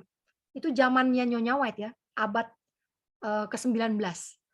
Ya, tahun 1800 akhir. Di situ sudah dikatakan bahwa bahaya kalau orang mau jadi dokter. Karena apa? Karena pengajarnya itu dari luar. Ya. Yang tidak punya konsep tentang prinsip reformasi kesehatan. Yang tidak dalam praktik menjadi pelaku dari hukum-hukum Tuhan. Ini bahaya. Namun demikian beberapa telah menempuh jalur medis. Ya. Walaupun berbahaya, ada juga orang-orang yang tetap menempuh dan didapati tetap setia. Oh bisa kok. Maka orang-orang yang lain akan melihat, oh bisa kok seperti itu. Saya juga mau jadi dokter Ya. Tetapi ketika mereka menempuh jalan itu, ternyata mereka tidak berhasil. Dan mereka lari dari prinsip. Ya. Orang-orang yang berhasil menempuh jalur medis, mereka tetap setia pada prinsip, mereka tidak akan melanjutkan studi mereka pada hari Sabat, dan mereka telah membuktikan bahwa manusia dapat bisa memenuhi syarat untuk tugas seorang dokter dan tidak mengecewakan harapan dari mereka yang memberi sarana untuk memperoleh pendidikan. Orang-orang yang berhasil dalam jalur medis, yang tetap setia pada prinsip terang reformasi kesehatan, mereka seperti Daniel. Mereka sudah memuliakan Tuhan, dan Tuhan akan memelihara mereka. Jadi dokter haruslah menjadi contoh dalam hal penyucian hari Sabat. Menjadi contoh. Jadi dokter harus merencanakan pekerjaannya supaya pada hari Sabat dia bisa meninggalkan, mengesampingkan tugas-tugas yang biasa. Ya. Jadi apa itu tugas yang biasa? Ya, praktek, konsultasi, pekerjaan yang tidak perlu, misalnya perawatan biasa, operasi yang bisa ditunda, ditundalah, jangan sampai dilakukan pada hari Sabat. Kecuali untuk kasus emergensi, barulah mereka boleh melakukan itu pada hari Sabat. Dan para pendidik dari nakes, ya, para perawat, para penolong, mahasiswa medis, seharusnya para pendidik dan mereka yang dididik di institusi medis haruslah ingat bahwa memelihara Sabat yang benar sangat berarti bagi pelayanan mereka dan bagi para pasien. Jadi dosen-dosen untuk institusi medis juga harus adalah orang-orang yang menyadari dan mengetahui, mengingat, dan mengakui kekudusan hari Sabat.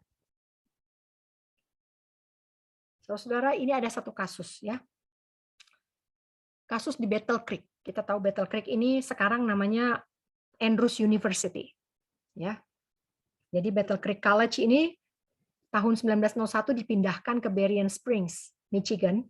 Tetapi 2 tahun kemudian Dr. Kellogg membuka kembali, ya, college yang sudah tadinya ditutup dan dipindahkan ke Michigan dibuka lagi, ya. Kenapa? Karena ini adalah feeder, ya. Feeder itu kayak jalur untuk dia punya sekolah medis namanya American Medical Missionary College, ya. American Medical Missionary College. Jadi Dr. Kellogg dia mempunyai college, Medical Missionary College di tempat lain. Dan sekolah Battle Creek ini adalah untuk mempersiapkan calon-calon yang untuk masuk ke sekolahnya Dr. Kellogg ini. Jadi Ellen White bilang nggak bisa, ya, jangan, karena sudah dibuka di Michigan, jangan dibuka lagi di Battle Creek. Dan Nyonya White menentang sekali dalam tindakan ini, ya. Lalu dia tulis dalam tahun 1905 Oktober tanggal 28 di California. Dia katakan Battle Creek yang tadinya sudah ditutup dan dipindahkan ke Michigan, ya. Para pendeta telah pergi ke Battle Creek dan tidak menyampaikan kebenaran tersebut, melainkan menyampaikan kesalahan dan menyalahartikan kitab suci. Bersaksi tentang kepalsuan. Jadi ada pendeta-pendeta yang pergi ke Battle Creek. Di sana mereka tidak sampaikan kebenaran, melainkan mereka sampaikan kesalahan yang menyerang landasan atau menyerang dasar iman dan pengalaman iman Advent. Kemudian Nyonya White katakan, jangan percaya sama pendeta-pendeta itu. Karena mereka tidak sampaikan kebenaran secara menyeluruh. Ya. Melainkan yang mereka sampaikan itu adalah kesalahan. Jadi roh-roh penyesat. Mereka mengartikan kitab suci sesuai dengan keinginan mereka, jangan percaya. Karena pendeta-pendeta itu bekerja untuk membuat pikiran kita jauh dari kitab suci. Ya. Kemudian lebih lanjut, orang-orang tetap datang ke Battle Creek, bahkan jumlahnya besar. Ya. Tetap datang ke Battle Creek dalam jumlah yang besar. Tetapi walaupun jumlah secara kuantitas, ya, secara kuantitas anggota dari Battle Creek ini adalah banyak, tetapi hanya sedikit yang bertobat. Dan saat itu, sanitarium yang ada di Battle Creek tidak dalam kondisi untuk menunjukkan pekerjaan medical missionaries yang seharusnya dilakukan bagi dunia. Jadi, sanitarium di Battle Creek saat itu sudah kehilangan landasan iman dan prinsip reformasi kesehatan. Waktu itu, mereka sudah menggunakan obat-obatan kimia di dalam praktiknya. Ya, itu sebabnya Nyonya White katakan mereka banyak, tetapi tidak bertobat, hanya sedikit yang bertobat, dan sanitariumnya sudah tidak lagi menunjukkan pekerjaan medical missionaris yang sesungguhnya. Kemudian waktunya telah tiba. Nyonya White katakan, saya harus katakan, jangan sekolahkan anakmu di Battle Creek, karena sudah ada ya, ada pendetanya juga sudah kehilangan arah, ya. Kemudian sanitariumnya juga sudah mulai adopsi pengobatan kimia, sudah nggak benar lagi. Maka Nyonya White katakan, jangan kirim anakmu sekolah di Battle Creek, ya, karena itu sudah menjadi setan sudah disenangkan di sana. Waspada katanya. Nah, kemudian Tuhan membukakan masalah ini di depan Nyonya White. Dr. Kellogg, apakah Dr. Kellogg menyatakan kepada semua orang dengan jelas? Apakah dia menyatakan kepada siapapun dengan tegas apa ciri-ciri imannya? Tidak. Ya. Melainkan dia berbaur dengan orang-orang yang tidak percaya di hari Sabat, dan katanya itu sudah setengah langkah dari meninggalkan Sabat, tinggal setengah lagi menuju kepada ketidaksucian Sabat. Itu sebabnya Nyonya White perintahkan anak-anak muda jangan bergabung dengan Battle Creek. Ya. Saudara-saudara, ketika ada ketidakmenurutan yang terjadi dalam satu institusi, Battle Creek ini adalah yang diilhamkan Tuhan. Awalnya berdirinya itu adalah diilhamkan Tuhan. Tetapi pemimpinnya Dr. Kellogg mempunyai pandangan yang lain, lari dari landasan iman Advent. Ketika ini terjadi, Nyonya White dengan tegas katakan, jangan bergabung ke sana. Kecuali Battle Creek dimurnikan, bertobat, dan mengakui kesalahannya. Tetapi adalah berbahaya, ini dikatakan. Saya peringatkan orang-orang kita untuk keluar dari antara mereka dan berpisah. Tuhan akan membuka, ya, dia sedang membuka jalan di mana anak-anakmu dapat diberikan pendidikan di jalur misionaris medis tanpa membahayakan jiwa mereka. Jadi orang-orang tua pada komplain, ya kok kita dilarang ke Battle Creek, terus anak kita mau sekolah di mana? Karena waktu itu hanya itu satu-satunya pendidikan misionaris medis. Dan memang pendidikan misionaris medis inilah yang membuat gereja kita unggul di Amerika pada saat itu ya. Kita adalah pionir dari jalur pengobatan alami ya. Misionaris medis ini mengusung jalur pengobatan alami. Kita lah pionir di sana. Tetapi ketika terang ini tidak diikuti lagi, ketika terang ini diselewengkan, disalahartikan, maka adalah berbahaya bila tetap berada di sana. Saudara-saudara, berkat surga, penurutan yang strikt terhadap peraturan surga, inilah yang akan membawa berkat rohani dan juga berkat duniawi. Saudara, jangan anggap saya menyucikan Sabat, maka saya akan dapat berkat rohani. Enggak, berkat duniawi juga dapat. Dan Sabat ini akan berlangsung selama-lamanya. Dari Eden sampai ke surga. Ya, ini tadi saya sudah sampaikan bahwa semua yang tadi saya sampaikan tidak akan bisa kita lakukan kalau kita belum mengadakan pengampunan dosa. Dari mulai buka Sabat harus diawali dengan pengampunan dosa. Saudara-saudara yang mau reformasi, mulai sekarang coba ibadah petang lakukanlah 1 jam sebelum matahari terbenam, dan lakukanlah pengakuan dosa di dalam keluarga setiap hari. Setiap hari. Supaya tercapai apa yang Tuhan inginkan, yaitu inilah umatku yang kudus.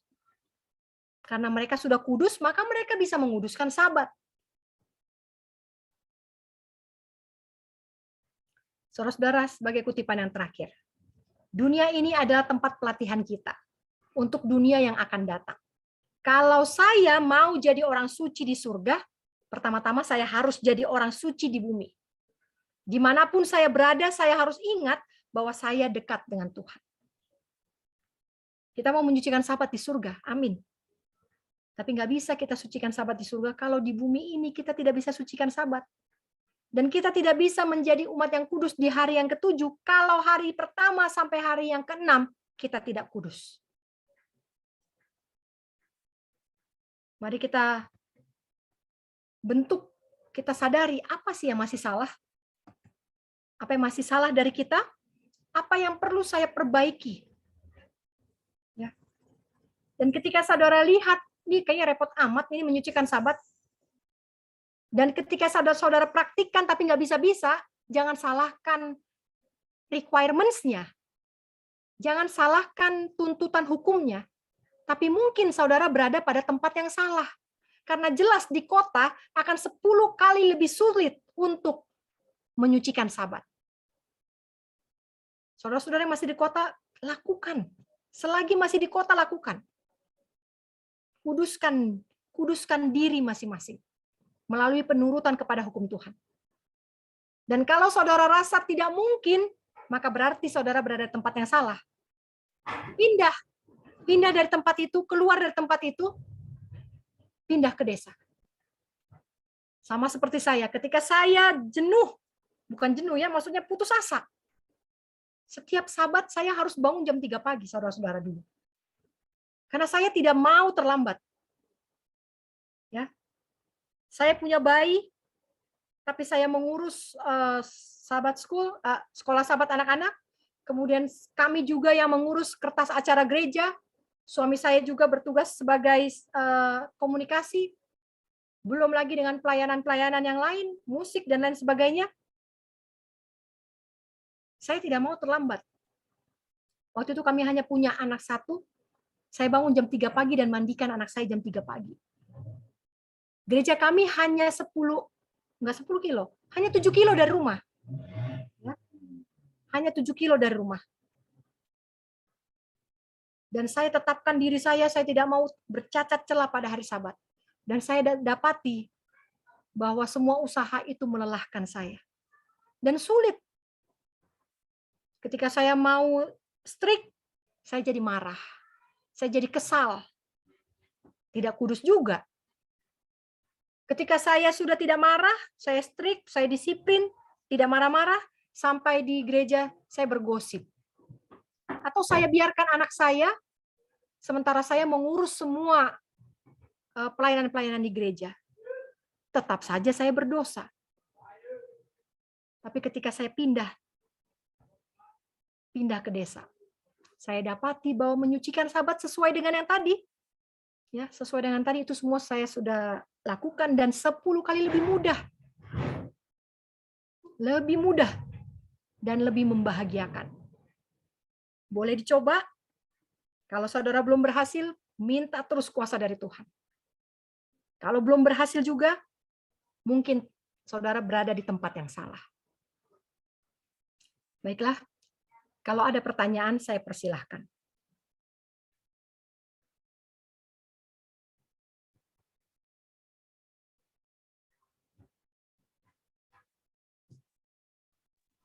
Terima kasih untuk firman yang sangat berharga yang kita dengarkan pada sore hari ini mengenai pengudusan hari Sabat. Mungkin teman-teman, saudara-saudari ada pertanyaan? Dipersilahkan pada saat ini.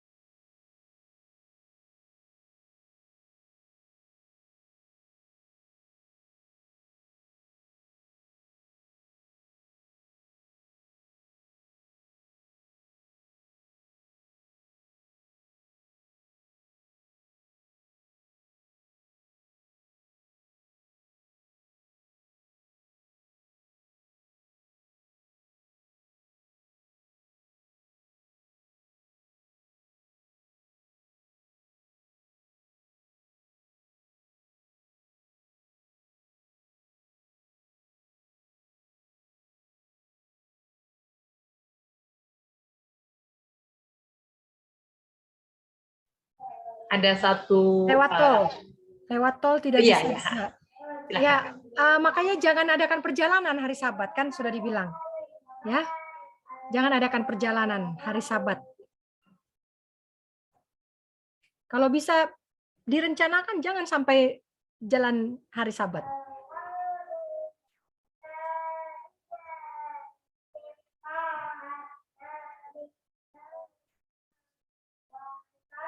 Saya ingat ketika masih kecil dulu, hari Sabat sangat spesial, makanan istimewa, sup kacang merah, ikan goreng saus, kue bolu, banyak makanan, semua siapkan jemaat, nasi dimasak di belanga, tutup kain, biar masih hangat sampai Sabat, karena dulu belum ada rice cooker. Ya, baju, oke, ya, beda banget sama sekarang, iya, memang beda.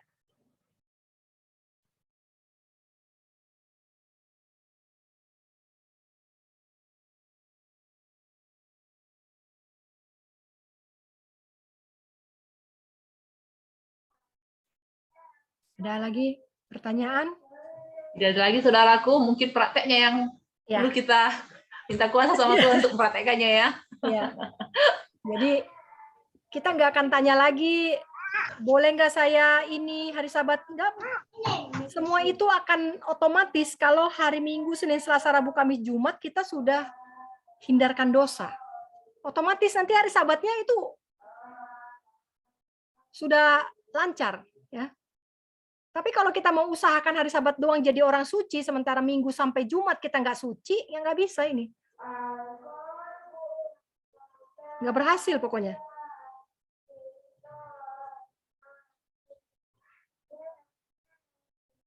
Jadi kenapa Tuhan suruh kita kuduskan Sabat? Karena Tuhan mau kita menjadi umat yang kudus. Karena umat yang kudus akan otomatis menguduskan Sabat. Sore Kak. Oh ya, silakan. Dengan pemaparan yang tadi itu sangat keras ya bagi saya. Ya. Karena banyak sekali kompromi-kompromi yang dilakukan. Jam 5 pagi harus masak hari Sabat untuk bawa potluck. Habis itu lewat jalan tol lagi, bayar lagi. Wah, banyak sekali itu dosa itu, Kak. Terus kalau kita lihat lagi di gereja ada karaoke, kumpulkan uang hari Sabat. Wah, ini gereja berarti harus gak usah ke gereja lagi lah, Kak, di rumah aja lah.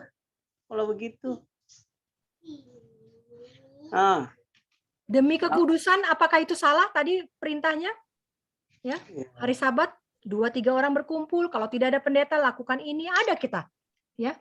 Kita punya pedoman bila mau home church. Jangan sampai kita home church tapi kita penyembah berhala di rumah, ya. Makanya seharusnya orang-orang Advent nggak akan bingung ketika pandemik dan apa tuh namanya yang ditutup itu gereja berapa tahun ya? Harusnya nggak bingung karena kita punya pedoman kok untuk home church.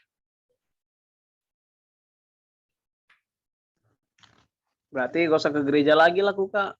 Kalau kayak gitu di rumah aja lah. Sampai karakter kita benar-benar tidak bisa lagi digoyang, brother. Kalau kita sudah fix karakter kita, jangkau orang-orang, maka mereka akan melihat kau bersinar di sana.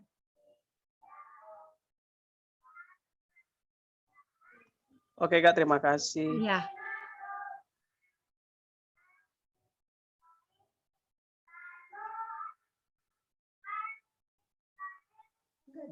Boleh saya bertanya? Silakan, Pak.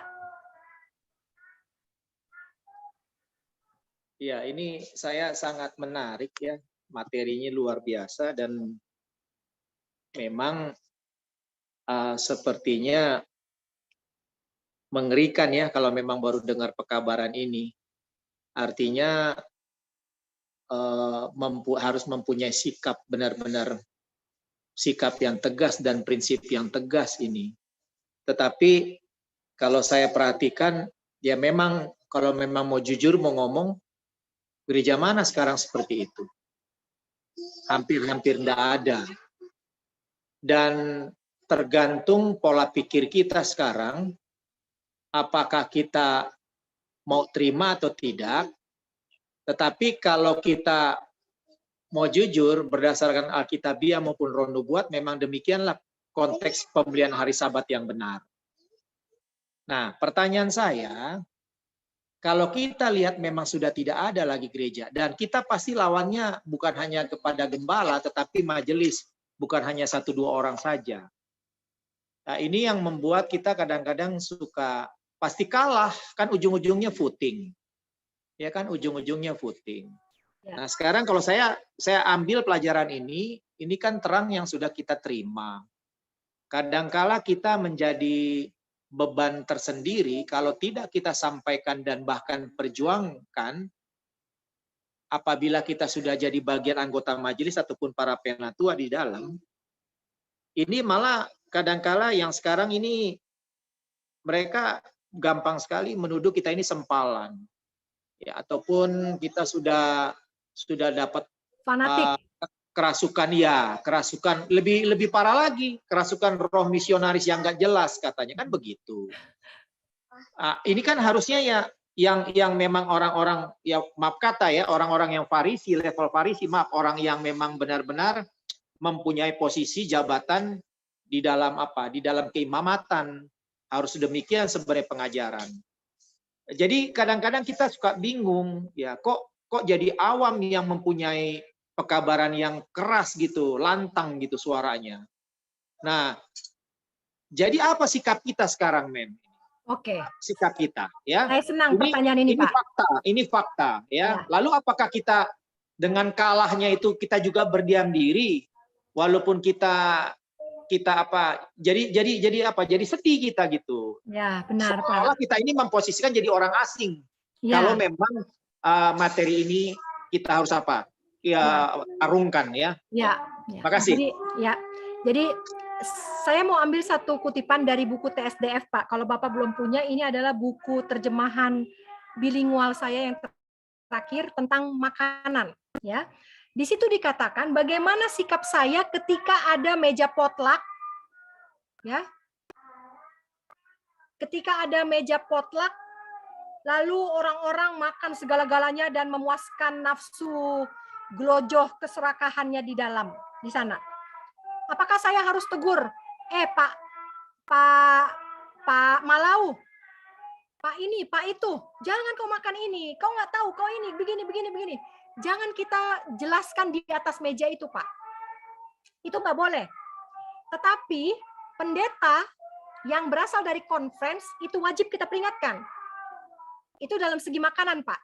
Jadi kepada anggota kita jangan kita langsung beberkan, oh Ibu Anu, pemimpin dewa Anu, ini departemen rumah tangga. Jangan, Pak. Tapi marilah kita datang kepada pendeta. Ajak pendeta, ketua jemaat, 1 atau 2 orang, berapa ketua jemaat di sana, sampaikan.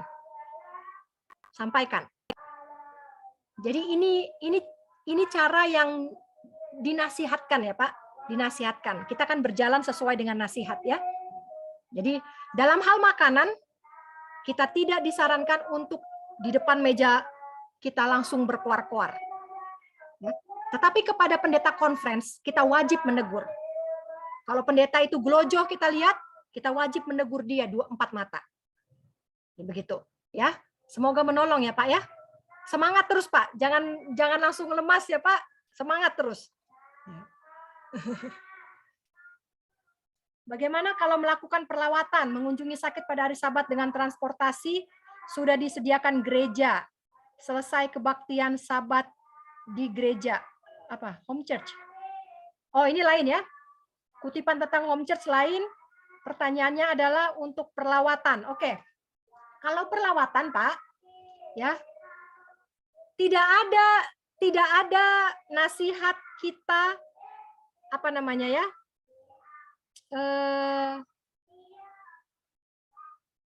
ya seperti yang Yesus lakukan.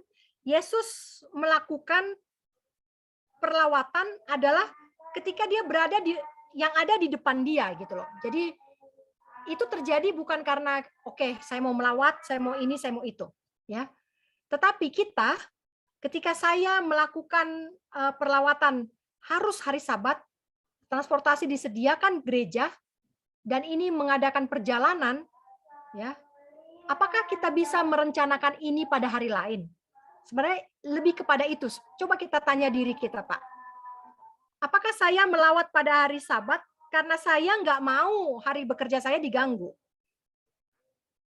Sebenarnya bisa nggak kita melawat hari lain?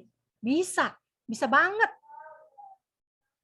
Kenapalah harus kita hari Sabat berbondong-bondong mengunjungi satu orang, sementara orang itu akan kesepian di hari Minggu, Senin, Selasa, Rabu, Kamis, Jumat, nggak ada yang datang ke dia.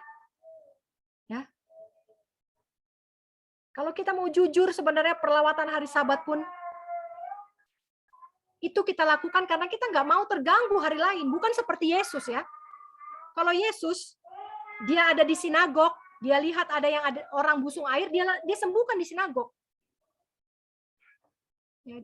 Dia ada di sana, di kolam Bethesda, dia sembuhkan orang yang sakit lumpuh. Di mana dia berada. Jadi, artinya perlawatan hari Sabat ini coba kita uji lagi, kita selidiki lagi motif kita. Ya, apa sebenarnya motif kita melawat pada hari Sabat? Oh, kalau motifnya, kalau hari lain dia nggak ada, atau kalau hari lain tidak boleh dikunjungi, hanya boleh dikunjungi hari Sabtu. Oh ya, boleh. Kenapa tidak? Kutipan tentang home church. Tentang apa ini, Pak Sinaga? Tentang praktiknya atau tentang, karena banyak tentang home church ini ya. Salah satunya di buku Peristiwa Akhir Zaman dikatakan bahwa sarana Tuhan untuk mencurahkan hujan akhir adalah salah satunya perkumpulan di rumah, home church. Jadi jangan minder kalau harus home church. Ya. Jangan minder kalau harus home church. Tapi pastikan kita bisa mengikuti karena kita tidak akan dikontrol oleh sistem. Jadi kalau kita nanti jatuh, kenapa? Oh, oke.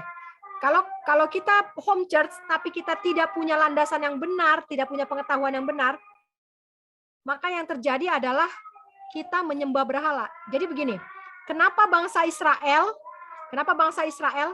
disuruh selama di padang gurun, disuruh untuk berbakti di bait suci semuanya.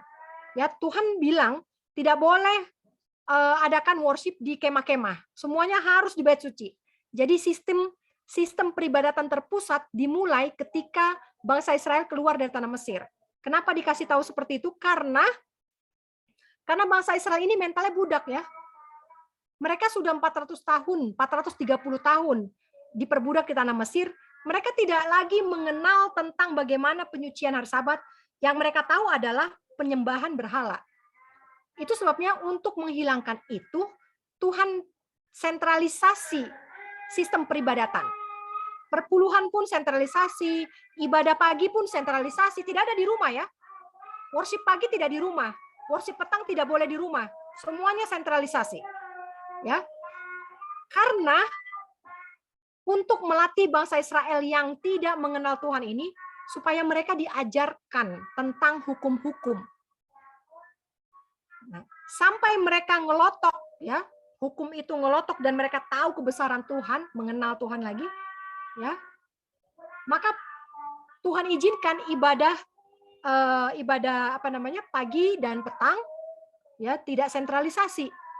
Tetapi semuanya tadinya di padang gurun, bahkan worship pagi pun harus di bait suci, ya. Worship petang pun harus di bait suci. Itu kondisinya, ya. Jadi jangan minder bagi teman-teman, banyak yang WA ke saya juga. Saya nggak boleh masuk gereja. Di gereja pun saya ada waktu itu pembatasan karena prinsip, karena dan lain-lain. Lalu kemudian pada saat mereka mau mengantarkan perpuluhan, harus tidak boleh di gereja, ya. Tidak boleh di gereja, mereka harus antarkan malam-malam ke rumah bendahara. Dan itu juga bendahara tidak buka pagar, harus diselipkan amplopnya. Saudara-saudara jangan kecil hati. Ketika KKR mereka nggak boleh ikut. Dulu mengajar sekolah sahabat anak-anak, sekarang nggak boleh ikut. Jangan khawatir ya. Jangan khawatir. Tuhan juga bersama di dalam ibadah-ibadah rumah tangga.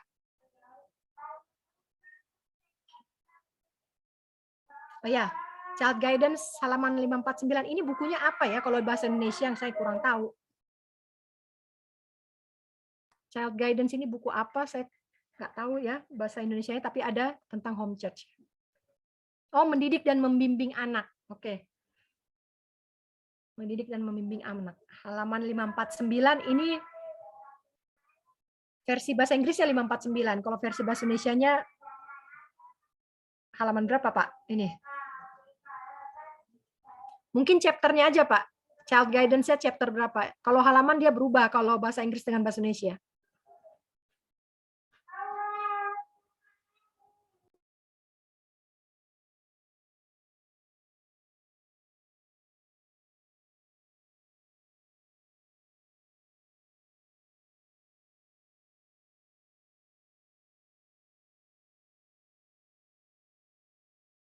Ya, bab 81 ya, tentang home church dibaca di buku Mendidik dan Membimbing Anak bab 81.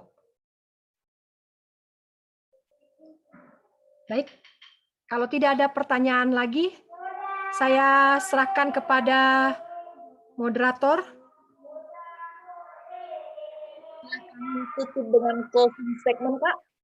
Oke, closing statement ya. Jangan putus asa. Ya, jangan putus asa. Ya inilah memang kalau kita melihat standar yang terlalu tinggi kita langsung ngerasa, waduh sampai kapan ini naiknya, ya. Jangan. Dengan justification by faith ini mungkin sekali. Nah, kalau tadi ada yang belum kita bisa achieve, yang belum kita lakukan, oh ini saya belum lakukan ini. Jadi firman ini bukan untuk menghakimi, tapi untuk menyadarkan kita, oh ini saya belum lakukan. Ayo kita minta ampun dosa, keluarga, ayo kumpul. Sore-sore sebelum matahari terbenam kumpulkan keluargamu. Kita tidak lakukan ini. Kita akui dalam kepada Tuhan, ya. Lalu kasih tahu sama keluarga kita harus reformasi. Mungkin sekali. Nggak mungkin Tuhan kasih standar kalau nggak bisa di-achieve. Kalau saudara berpikir bahwa standar Tuhan terlalu tinggi dan tidak bisa di-achieve, itulah tipuan Lucifer. Baca di Kemenangan Akhir. Tipuan Lucifer adalah hukum Tuhan tidak bisa dituruti.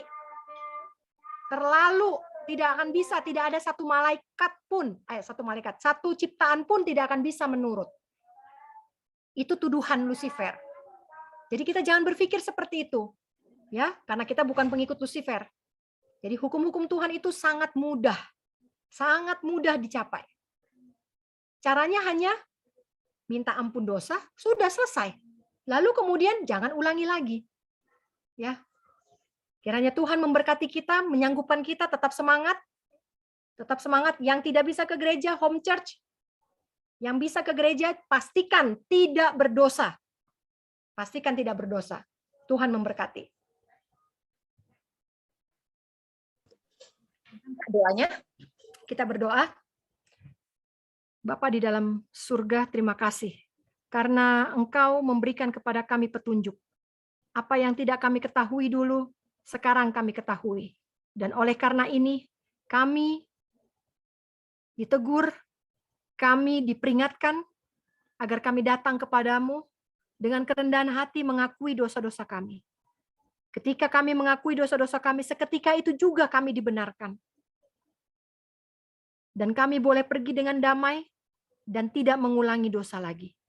Bapa dalam surga, sangat mudah sekali untuk menjadi pelaku-pelaku firman. Asalkan kami mau rendah hati. Kami serahkan semua kehidupan kami ke dalam tangan pengasihan-Mu. Di dalam nama anak-Mu, Yesua HaMasiah kami berdoa. Amin. Amin. Terima kasih buat yang telah diberikan pada sore hari ini. Terima kasih buat Pak Turangan. Terima kasih. Sampai jumpa minggu lagi nanti yang mengatakan akhirnya. Sampai jumpa.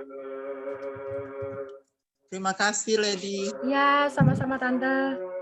Terima kasih, Sis Lady. Ya. Terima kasih, Bu Lady. Iya. Terima kasih, Bu Lady. Ya.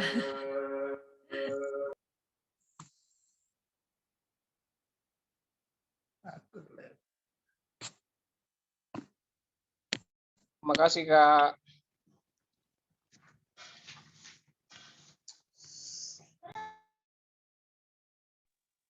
Terima kasih semuanya. Terima kasih Bu Lady. Sampai ketemu 2 minggu depan.